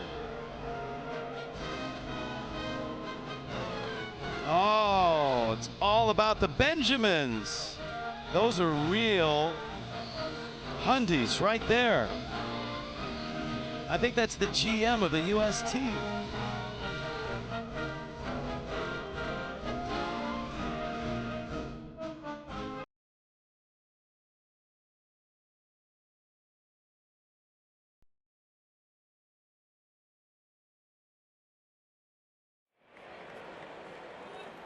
Kyle Freeland joined the Team USA roster in place of Clayton Kershaw. The top of the 6th belongs to him, and Rich, it won't be a surprise if he goes a lot further than that, setting up the possibility of Freeland starting a game later in this tournament. Justin Wiley is pinch hitting here, and he fouls that pitch off from Freeland. And that's the thing, once you go past that threshold, and the #1 starters in this pool aren't eligible to pitch again unless their team gets out of this round and heads to Miami. So you're managing this game, but you're managing the tournament, as I really like the way JP put it earlier, on parallel tracks. Yeah, there are a couple of things you're trying to accomplish, and Freeland has made 2 starts in spring training with Colorado. Total of 6 innings, gave him 9 hits in spring so far, so he's going to be stretched out a little bit. And that's a great point by JP. The fact if you can get Freeland to throw maybe 2-3 innings here, you save those arms down in that bullpen. That's a ground ball. That's Arenado, and that's what he does. And there's 2 outs as Harry Ford bounces out. Arenado is amazing in his ability to have that inner clock. He knows exactly how much time he has with each runner, and watch how he continues to take some strides after he fields it. Just gathering himself, runs into foul territory. See how he turns that ball over and gets a 4-seam grip on it? That's how he's able to throw so accurately on the run from third base. He took the extra time. He rolls the ball around, making sure he's got that 4-seam grip to give him a true throw across the diamond. Chavez Young, Freeland, a pitch and a line drive into left field. That's a base hit. And Young is aboard with a 2-out single. Can we say that Arenado is the greatest defensive third baseman in the history of the game? Does he supplant Brooks Robinson yet? Well, I tell you what, I played against Brooks Robinson when he was in prime in Baltimore, and he was tough to beat. But you know what? They're very similar in many ways because they throw on the run a lot. Brooksy could do that too. And you know, Arenado's probably got more foot speed than Brooksy had, but boy, Brooksy's instincts were phenomenal. He could do so many things with the glove. He had great range. He could charge the slow choppers and threw on the run. He, like Arenado, was dramatically accurate with his throws. It seemed as though he would make every throw about a half stride in time, no matter who was running. It could be the fastest guy on the team or the slowest guy on the team. You're always out by half a stride. I'll take that as a not quite yet, Rich. Not quite yet. Ward lifts it into right. That's Mookie Betts territory tonight, and he's there and he makes the catch. And Kyle Freeland works a rapid 6th inning. Kyle Schwarber left the yard earlier. Kyle Schwarber coming to the plate when we get back to the desert in the World Baseball Classic.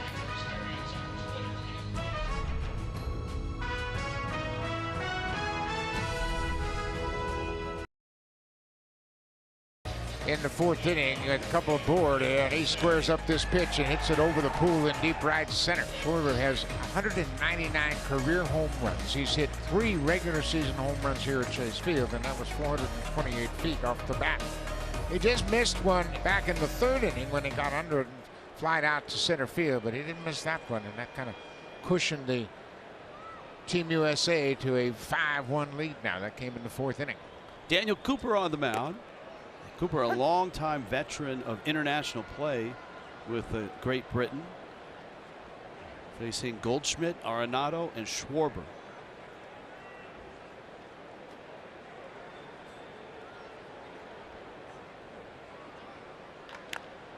Cooper is one of the last remaining players to have been drafted by the Expos. 2004. He didn't sign with the Expos at the time. He chose to attend college, much like Tom Brady did not sign with the Expos and decided to play in college. Yeah, Tom Brady was a catcher, and many people thought he would turn out to be a pretty good professional baseball player, but I think he chose the right path. Nobody clamoring to see if Daniel Cooper is going to come back next year. But here he is, and he's had a really nice run in a Great Britain uniform. That's a roller into left. Murray couldn't get it. Goldschmidt with a hit. Daniel Cooper, great story. JP Morosi, this is a guy who's been around a while, that's for sure.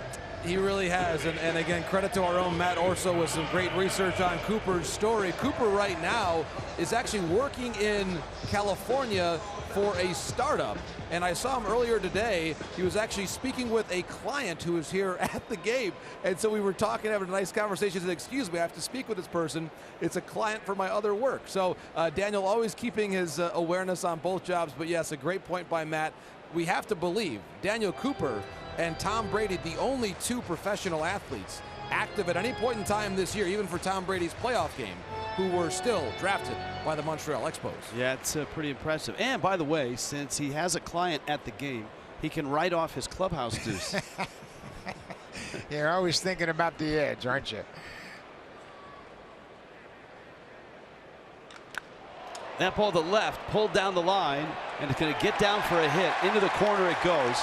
Goldschmidt racing for 3rd. They're going to send him. He had stopped, but he's going to score easily. And Arenado has his 3rd hit. Jaden Red, the left fielder, played it off the wall and then picked it up and dropped it. And Ronald Goldschmidt had come to almost a complete stop at 3rd base. Dino Ebel, the 3rd base coach for the Dodgers, waves him home, and Arenado's had a good game. This is his 2nd double of the game, his 3rd hit. Watch the left fielder. Jaden Red plays it off the wall, plays it all right, but then drops it when he went into his glove to pick it up, and that's when Goldschmidt got the wave. Watch him stop over here toward 3rd, saying, okay, stop right here. Nope, go ahead. He dropped it.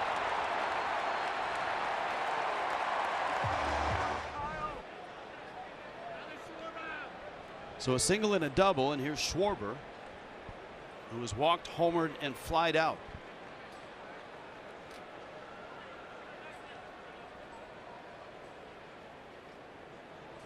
Cooper attended USC and played at USC after not signing with the Expos, and was drafted by Seattle. Got to Double-A with them in 2011. This is his 4th appearance for Great Britain in WBC qualifiers. That's a nice play by the young left fielder. Jaden Red, he had that sinking liner coming toward him, and he was able to stay with it, make the play to the entire Schwarber. It'll bring Turner up.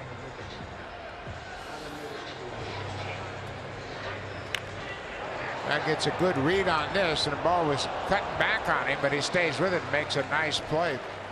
Red's just 20 years old, and he's a member of the Toronto Blue Jays organization. He was added late to this team. A great experience for him. He had a base hit in his first at bat in this game tonight. Trey Turner out in front. They talk about sometimes when a minor leaguer comes up into the big leagues, making the adjustment as an outfielder or even as an infielder to a ballpark that has more than one level. Has an upper deck, has a middle deck, has 3 or 4 decks. Dodger Stadium's got like 7 different levels. And I would think for a lot of these players for Great Britain, this is a big, big adjustment with a ball in the air. The lighting obviously is better. The perspective is completely different than they are used to. And of course there's a roof. There's a roof too. First time they've ever had to experience that. That's a great look. Yeah, beautiful crowd here tonight, and a lot of these players for Great Britain playing in the biggest crowd and playing for the first time under a roof. A lot of things to deal with. But Rude made a nice play of that one.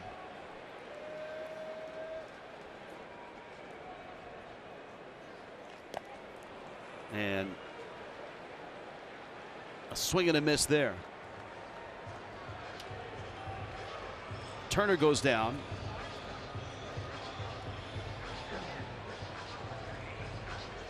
The ball looked like it would cut away from him, and he strikes out. And they're now 1 for 3 with a walk in this game.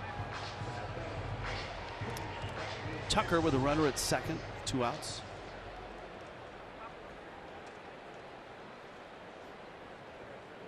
RBI single back in the 3rd. Daniel Cooper, first inning of work here in the 6th. Time out, fine.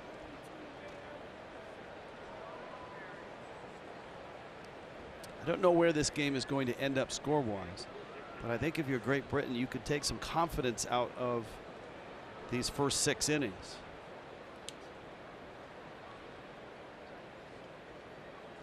They grabbed a 1-0 lead. They were in a position to add on to that. They made a couple mistakes that led. It's not like they've been overwhelmed. The error opened the door for 2 runs. The hit batter was and a walk was a key in that big 4th inning before the Schwarber home run. Yeah, I think that'll be the message delivered to his team from Drew Spencer tomorrow before they play Canada. Listen, we were in that game. The error in the 3rd inning by the shortstop with 1 out. That set up a Nolan Arenado RBI double. And then a walk, a hit batter in the 4th with 1 out. Set up the Kyle Schwarber 3-run home run. So if you eliminate those mistakes, you're right there. And I think he's going to deliver that message at some point, whether it's tonight or tomorrow before the game against Canada. Tucker, soft fly ball. Young started back, now skips in and makes the catch. USA adds a run onto the 7th, 6-1.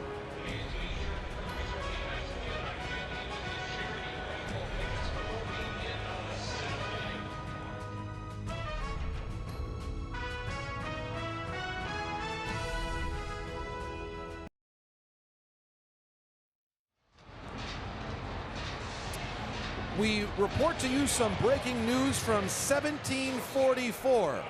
Baseball was invented in England. Here it is. This is called The Little Pretty Pocketbook, a story about baseball. The ball once struck off, away flies the boy. to the next destined post, and then home with joy. Home indeed for baseball is England, Rich. It was invented there, 1744. I credit my friend David Block for doing a lot of great research on that. There was actually a newspaper article from 1749 that had the account of the Prince of Wales and Earl of Middlesex playing baseball in Walton-on-Thames, not far at all from London Stadium, where Major League Baseball returns this summer. Was the author of that article part of the Baseball Writers Association?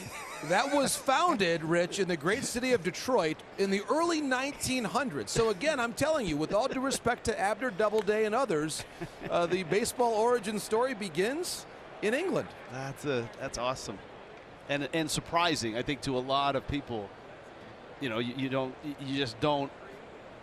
think it came from anywhere but the United States, right? Nothing surprises me that J.P. Morosi digs up. I mean, he's the hardest working guy in baseball. He's been out here doing interviews of all these teams, doing reports for MLB, and a terrific source, a great member of our team, and we're glad to have him on board, that's for sure. Absolutely. Kyle Freeland, the Colorado Rockies lefty, strikes out Darnell Sweeney, and here comes Jaden Run. Speaking of beginnings, you got a pinch hitter coming up. So speaking of beginnings for him, this is his start in the World Baseball Classic. Deshaun Knowles, he fouls that one off. Knowles, 22 years old. This is a guy that is a prospect from the Bahamas, 4 minor league seasons with the Angels. In high A last year, he swiped 22 bags. Had an on-base percentage right around 350. Line drive, gap hitter, Angels system, switch hitter. So a lot of things to like about him.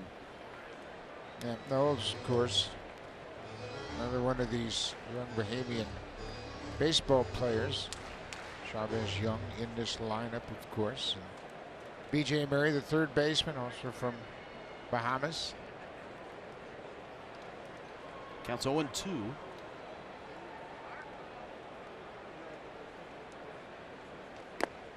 Fastball misses up. And it counts 1 ball and 2 strikes. 1-2. Kyle Freeland, the third pitcher to work in this game. Adam Wainwright started and went 4 innings, gave up a run on 5 hits. Jason Adams threw 11 pitches in his clean inning of relief. Now Kyle Freeland, who had a terrific season in 2018 for the Rockies, 17-7 with a very good ERA of 2.85, but since then it's been a little bit of a battle for him. He's trying to get sorted out now.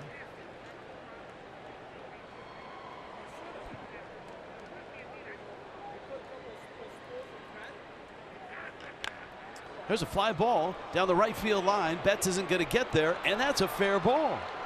How about this? Knowles racing around second. Told you the scouting report said speed, and he's in there with a triple. How's that for a little confidence and a little cup of tea? Yeah, good job by the pinch hitter, Deshaun Knowles. Hit that a long way down the right field line, and it stays fair, goes up against the fence. He stays on that breaking ball very well. Mookie Betts can't run it down, and Knowles never hesitates. Betts plays it off the wall as it kind of dies near the base of that fence in right field in front of the bullpen.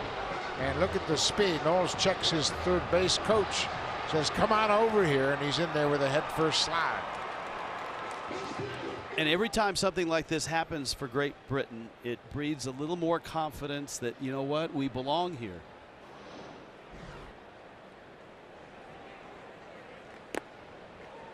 Now, Anthony Seymour, the switch hitter, the second baseman. Seymour went to high school in South Florida, a really good one, American heritage, but he's from the Bahamas. 6 minor league seasons. And he, like a lot of other minor leaguers, found that with contraction of the minor leagues, there just wasn't a job. So he ended up playing in 22 for the Long Island Ducks and the Charleston Dirty Birds. Sharp ground ball. Arenado looked at home, goes to first. Goldschmidt picks it, gets the out. but Great Britain has their second run. Boy, there was a lot going on in that play, and you're right, Rich. You called it perfectly. Arenado looked at home. He was thinking about trying to cut the runoff at home, but I think the base runner was in his throwing lane. Watch how he picks the ball up, looks at home, and says, nope, I've got nothing there, and then gets help on the other end by the Gold Glover over at first base. It makes a nice grab of the one hopper. Good base running right there on contact as Knowles broke on contact. And there's that good play by Goldschmidt across the diamond. That's off the foot of B.J. Murray. Boy, how lucky. I don't want to say lucky, but great planning by the St. Louis Cardinals, right? Gold Glove on one corner, Gold Glove on the other corner.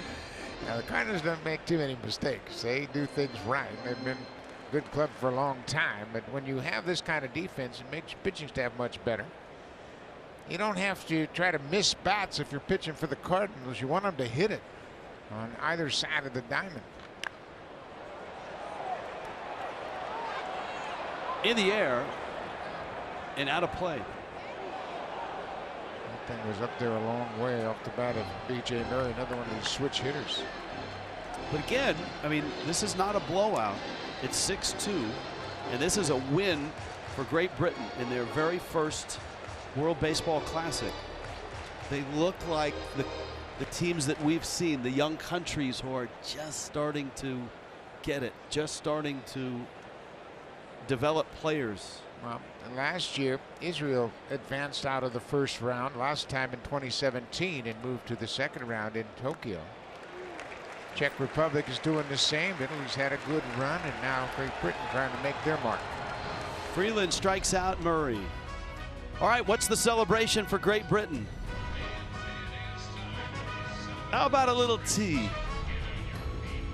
Nice.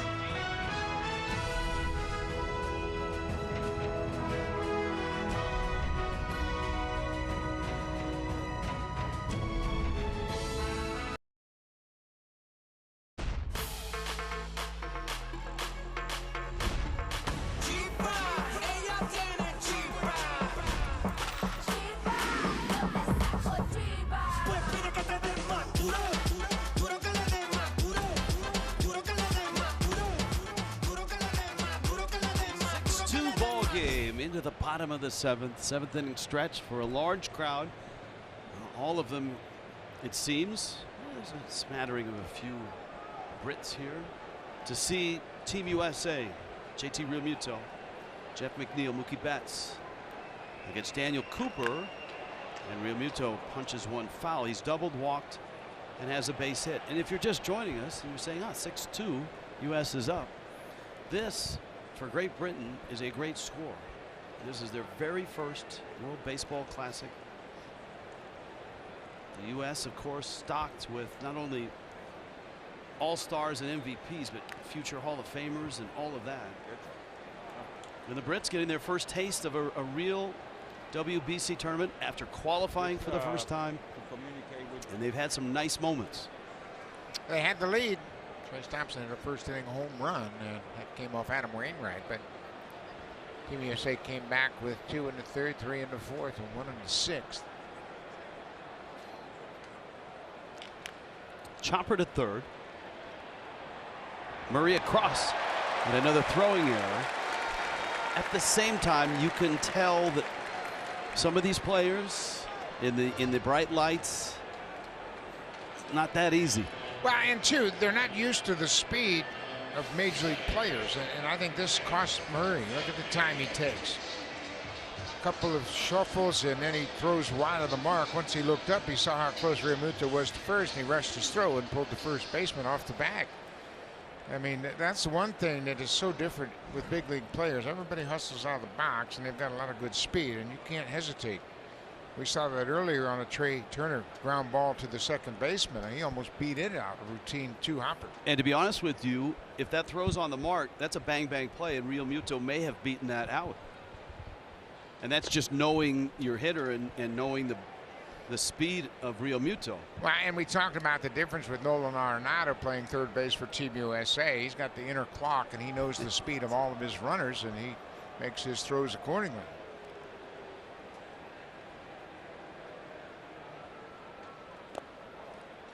How about Arenado playing in high school, and one of his high school teammates was Matt Chapman. Yep, same high school. Same high school. Amazing. Southern California. You got two of the best fielding third basemen in the major leagues playing on the same high school team.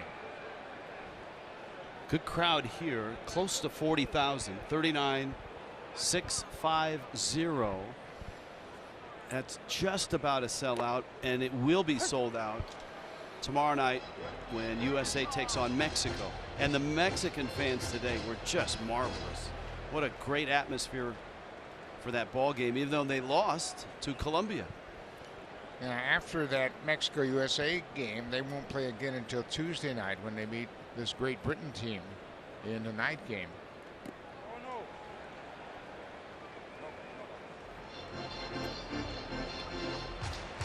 Another great game for Mexico will be the final game, the day game on Wednesday the 15th when they meet Canada. It'll be a 12 o'clock game. We haven't even talked about Team Canada yet. They're not playing today.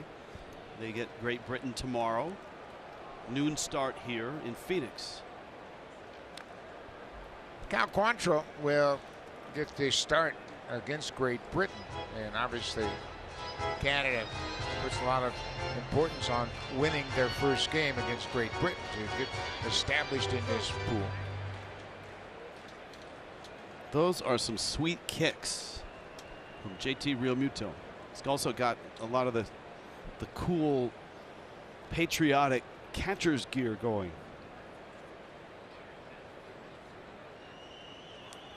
He's running, he's leaping over the ball, and the throw is in time to get a fleet-footed Jeff McNeil.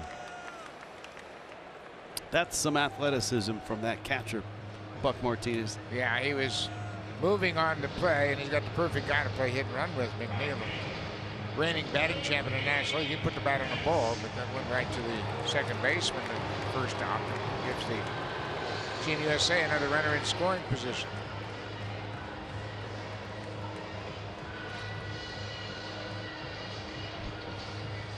We were talking about Nolan Arenado and the comparison to Brooks Robinson. Now Robinson won more Gold Gloves. And you got Mike Schmidt who won 10. Arenado, I mean, he is the current benchmark, obviously, winner in each of his first 10 seasons. But he's still 6 behind Brooksy. And Brooksy was on a great team in Baltimore with Mark Belanger at short, Davey Johnson at second, and Boog Powell at first base. They were all very good fielders. Of course, they had the great Paul Blair in center field for many of those years.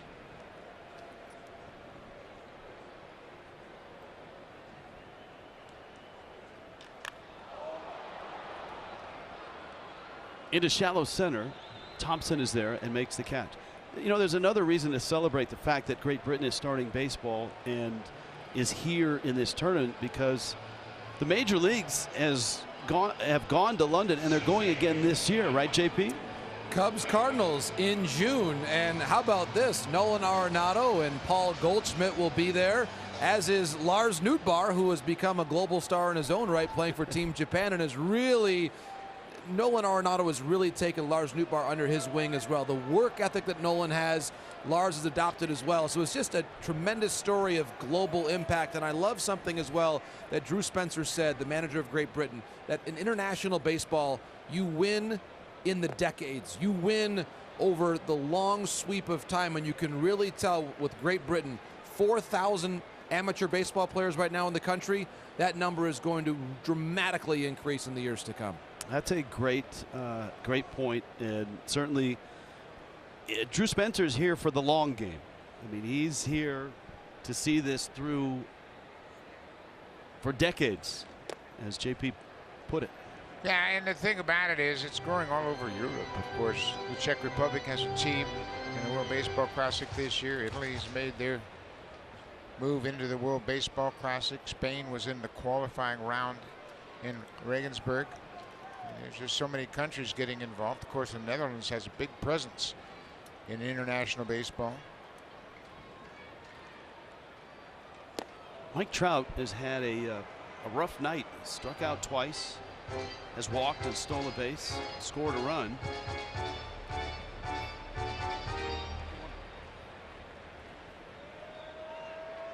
Six runs on 9 hits for Team USA. 7 hits, 2 runs for Great Britain.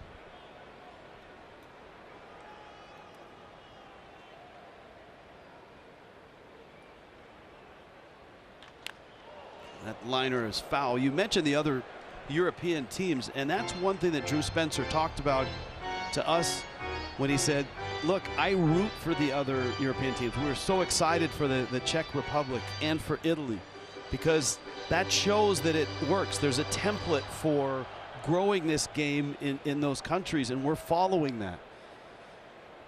Yeah, and team Great Britain has traveled to Czech Republic many times to play over there, and he said they do it right. They're doing a great job of teaching the youngsters how to take care of the baseball fields and groom the fields. And they say if you want to learn how to play, you got to take care of your fields and the equipment and everything else. And they're turning things around pretty dramatically at the Czech Republic. Of course, a very athletic country. A lot of great hockey players come out of there, and they have really embraced baseball. 2-2 to Mike Trout. Realmuto at second. Do you think Daniel Cooper's client, who is here tonight, is impressed? Yes. I mean, it's like that's a pretty good way to close the deal, isn't it? Hey, here's some tickets, and I'm going to be pitching against Mike Trout. And by the way, I struck out Trey Turner. Yeah, so you know I'm good at one job, and I promise you I'll be just as good at your count. So sign up. He kind of ties Trout up, and his pop-up is out of play. You know what we have seen with Team USA, and they have 6 runs on 9 hits, but they are all a product of this era of baseball where they've got video, they've got scouting reports, they've got tendencies of pitchers, they know everybody they're facing, and they take a lot of information. This is a different story. Yeah, it's hard to find Great Britain at bats on BBC stock footage, right? Yeah, you can't go to MLB.com and look up Great Britain and watch their previous games. Of course, tomorrow night, Patrick Sandoval, the really talented young lefty of the Angels, will be facing Mike Trout. That's always a fun part of this World Baseball Classic, when Major League teammates end up on opposite sides. Yeah, Team Mexico, as we highlighted in our opening game 1, they've got a terrific rotation. And Sandoval last year 6-9 with a very good ERA at 2.91 pitching for the Angels. He actually had a shutout last season. And Trout is going to send this one out to Trace Thompson, and a frustrating night for the United States captain. 0 for 4 with a couple of punch outs. And it's still 6-2.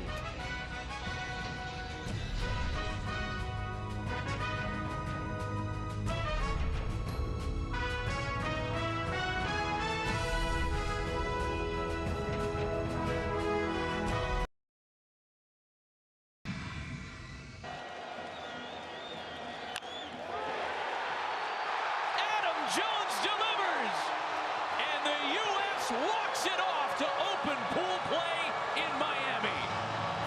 2017, of course, the defending champs, the United States, opening pool play, not in Miami, but in Arizona against Great Britain.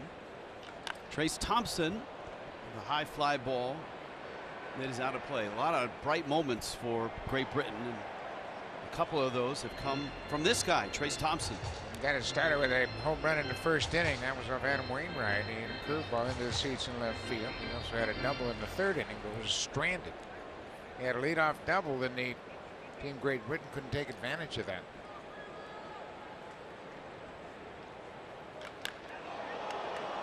That's a high and deep fly ball. Trout is tracking it to the deepest, darkest part of Chase Field in that little corner. Now, and that ball right there is a good example. That ball almost didn't get to Trout because there's a porch that juts out for the center field wall. And I've seen outfielders camp under a ball at the wall in that spot, and it never gets to them because it leaves the yard and lands on that porch. Yeah, that porch with that yellow line on top of it. It goes over that. Of course, it's a home run, but Trout got there. Mookie Betts came over from right field just in case the ball was going to clear him off that porch. It's a long way out there, and Trayce Thompson, he's had quite a night, putting good swings on every time he's come up.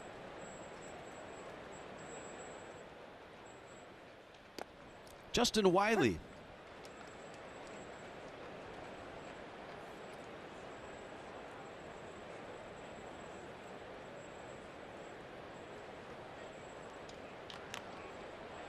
Wiley with a pop-up.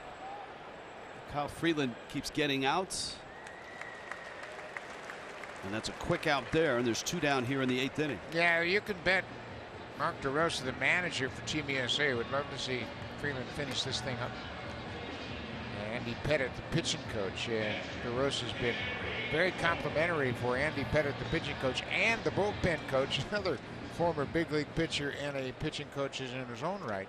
Dave Righetti is down in that bullpen.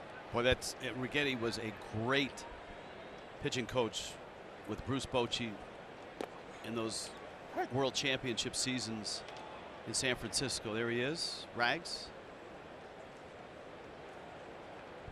Out there, a no-hitter for the Yankees on the 4th of July. There you go. Harry Ford is up. Boy, what a coaching staff they put together at Team USA. Lots of experience, and Mark DeRosa is quick to tell you, I've leaned on all of my coaches. And why wouldn't you? We haven't talked about his bench coach, Jerry Manuel's terrific baseball guy. That is strike 3 called. Harry Ford caught looking. Freeland was halfway to the dugout before the right arm of Carlos Torres came up. Bottom of the 8th. Opener for Team USA.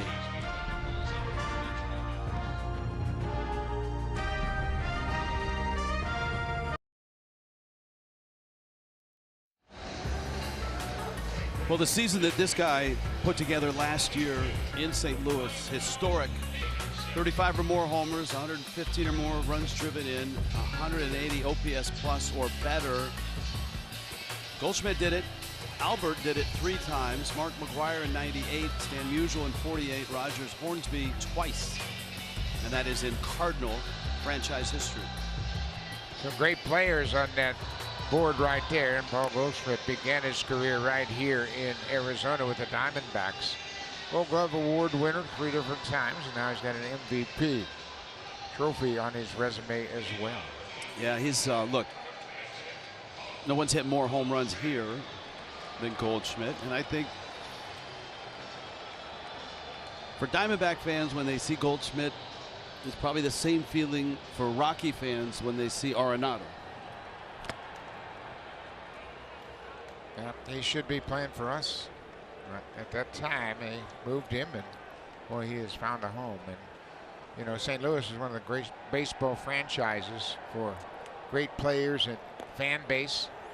Terrific fans there in St. Louis. And both Arenado and Goldschmidt have been embraced by the Cards fans. Michael Peterson, the new pitcher. See his career minor league stats.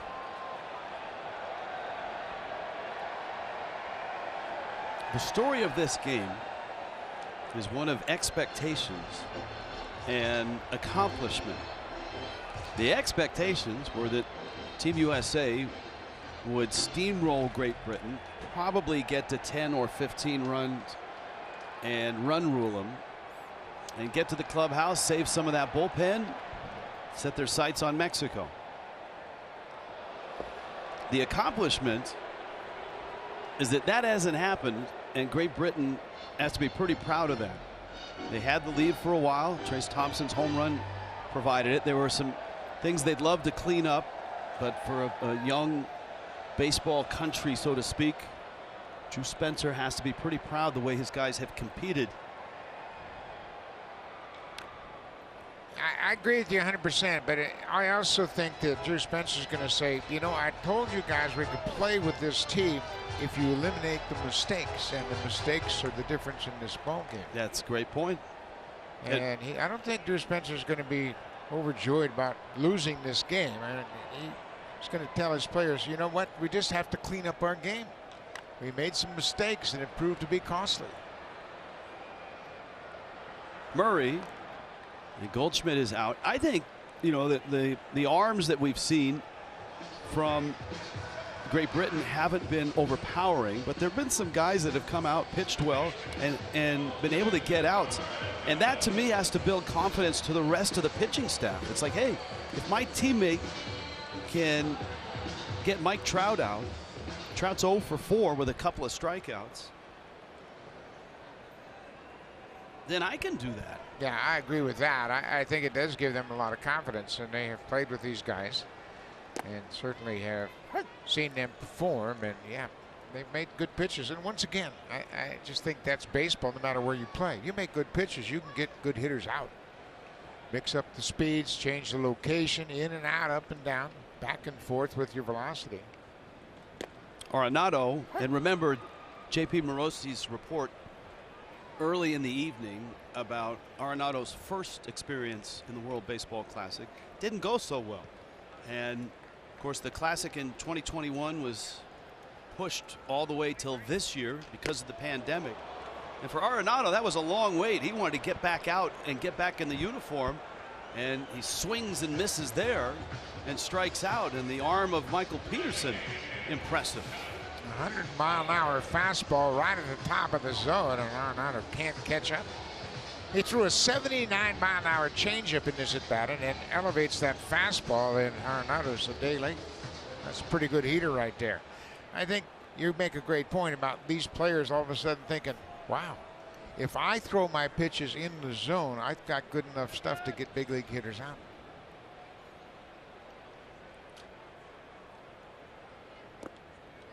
And it's a revelation for a lot of these players who've never faced big league players,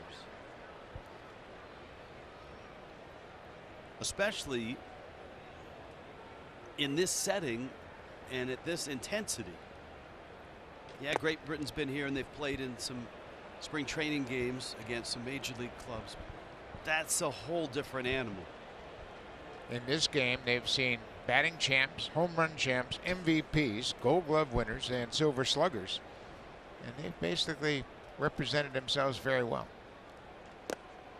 And all of those guys are trying to tear your throat out, right? This is a World Baseball Classic. Yeah, they're not trying to take it easy on you, that's for sure. They're not just working on stuff. You know, I'm working on hitting the ball away, or I'm working on my slider. As Mark DeRosa said, it's on. Schwarber, 3-run homer in the 4th.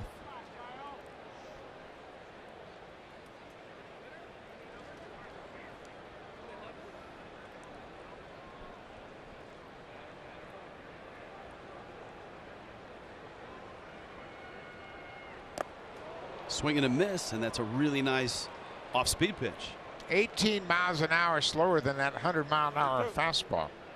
That's what I'm talking about. Disruptive timing of the hitters. And when you throw 100 and can get a changeup over, that's a tough combination for any hitter.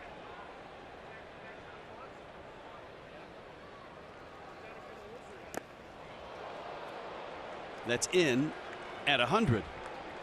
And Schwarber takes his base. Trey Turner comes up. Yeah, Team Canada tomorrow is I hope you'll join us for that. They'll take on Great Britain. Noon start. That's fastball right under the hands. Did it clip him? Nope. It was ball 4. The Team Canada is a really nice combination of guys like Freddie Freeman, Tyler O'Neill, and young Canadian prospects. Edouard Julien, Abraham Toro, Otto Lopez out of the Blue Jays system, and Cal Quantrill. I can't wait to see Bo Naylor. Yeah, behind the plate. Bo Naylor's got a chance to catch for the Guardians this year. Younger brother of Josh.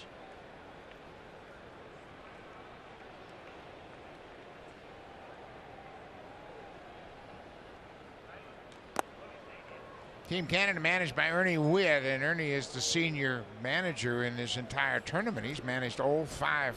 He's seen it all, hasn't he? WBCs for Team Canada.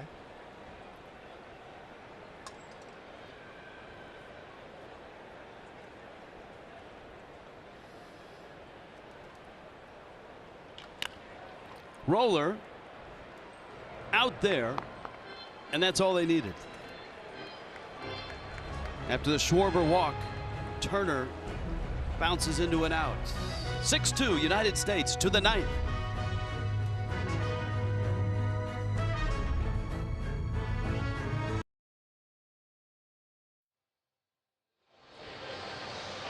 Three outs away from a win for Team USA. And for Mark DeRosa, it would be win number 1. Of course, a quarterback and a terrific baseball player at Penn. Long major league career, 16 seasons. Played on that 2009 WBC team. Managing here and managing to get to 1-0 and set up a huge game tomorrow night right here against Mexico. Mark DeRosa got his first big league hit in this ballpark as a pinch hitter. He was batting for Ozzie Guillen as a member of the Braves. And DeRosa got a base hit in the 9th inning. Game was 10-1. Atlanta playing the Diamondbacks. That was back in 1998, his first year. Got called up in September and got his first big league knock right in this ballpark. That ballpark had not been around a long time at 1998. Yeah, Bank One Park then. Chavez Young, the hitter. David Bednar, the pitcher. And down goes Young. And Great Britain is down to their last 2 outs. It's really going to be interesting to see how Great Britain plays coming out of this game. Does this give them confidence that they can play at a high level against talent like this? I think it gives the players confidence, and I think it's fuel for the manager, Drew Spencer, to remind his players, hey, we've got to be sharp on defense. We can't allow other teams extra outs, and that to me is the difference in this game, and that's when things turned around in Team USA's favor. An error, a couple of walks, hit batter, and everything kind of caught up to Great Britain at that point. The Washington Wild Things, the independent team that Nick Ward played for. Counts 0-2. Harry Ford. Cooper talking on the bench. You know, his name in many of the media guides and publications is listed as Harrison Ford. But he goes by Harry, and at the outset of the show, I kept telling myself, don't say Harrison. And I started to say Harrison, and I stopped, and I ended up saying Henry. Buck kicked me in the shins quickly. Henry was a very important Ford. Yes. Yes, he was. A significant Ford.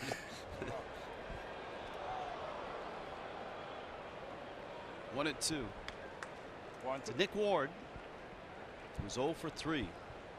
7 hits. This was an Adam Wainwright start, and he went 4. Did not look overly sharp.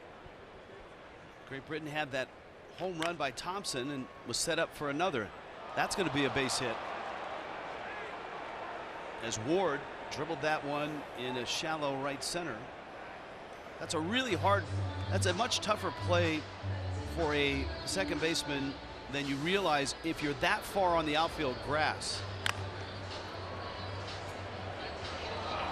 Yeah, you got to go way back to your right, try to backhand it, and it kicks off the heel of his glove, and McNeil couldn't field it cleanly. It's a base hit for Nick Ward, his first of the night. Now Sweeney, the switch hitter.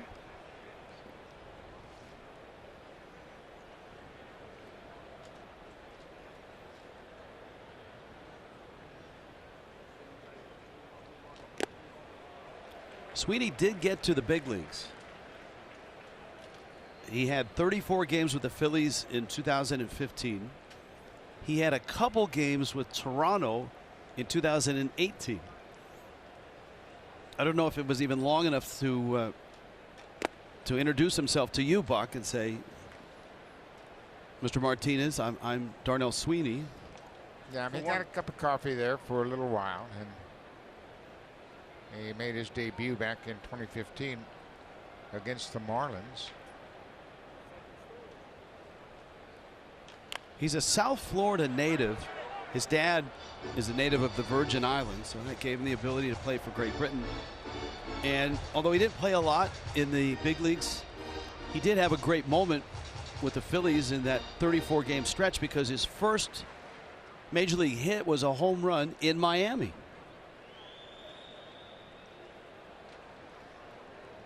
That had to be pretty cool. And a swing and a miss. Bednar has a couple outs. And Deshaun Knowles is coming up. He had a really nice moment when he tripled in the 7th.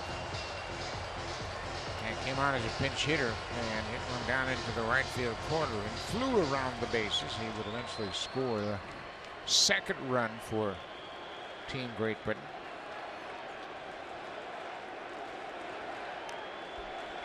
Knowles fouls it back to the screen.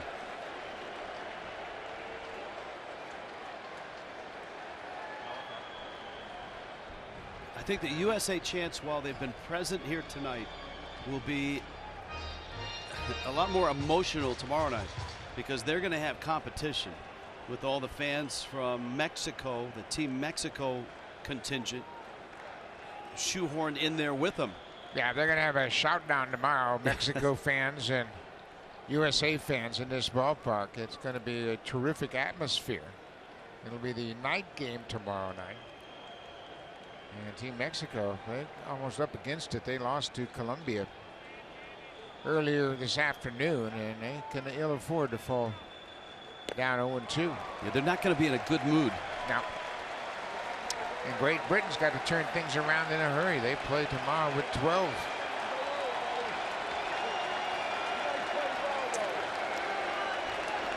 $40,000 on their feet. They came to see the defending champs. Great Britain has given them a game. Bednar to the plate. And he got him. 96, a fastball. And for Mark DeRosa, that is win number 1. Handshakes. Go get some sleep. Get ready for Mexico tomorrow night. Yeah, and it's an important win for Team USA. They get a win in their first game. They'll play tomorrow night against Team Mexico. Bednar strikes out 3 in the inning, gives up an infield hit and nothing more. Adam Wainwright started the game. He went 4 strong innings, a run on just 5 hits. And the United States with Colombia, they both 1-0 to start this tournament. Canada will play Great Britain tomorrow. First game for Canada. And I'll be here at 12 tomorrow afternoon. Yeah, and the nightcap, of course, again, United States and Mexico. Colombia, you have the day off.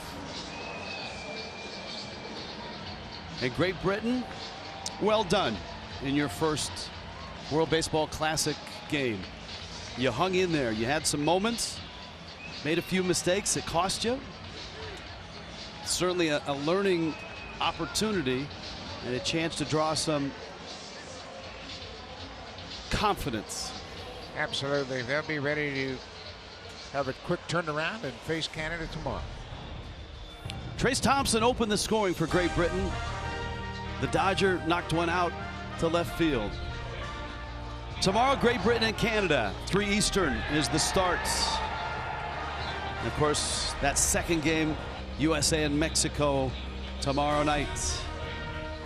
For our entire MLB Network World Baseball Classic production crew, for JP Morosi, Buck Martinez, I'm Rich Waltz. See you tomorrow from Phoenix.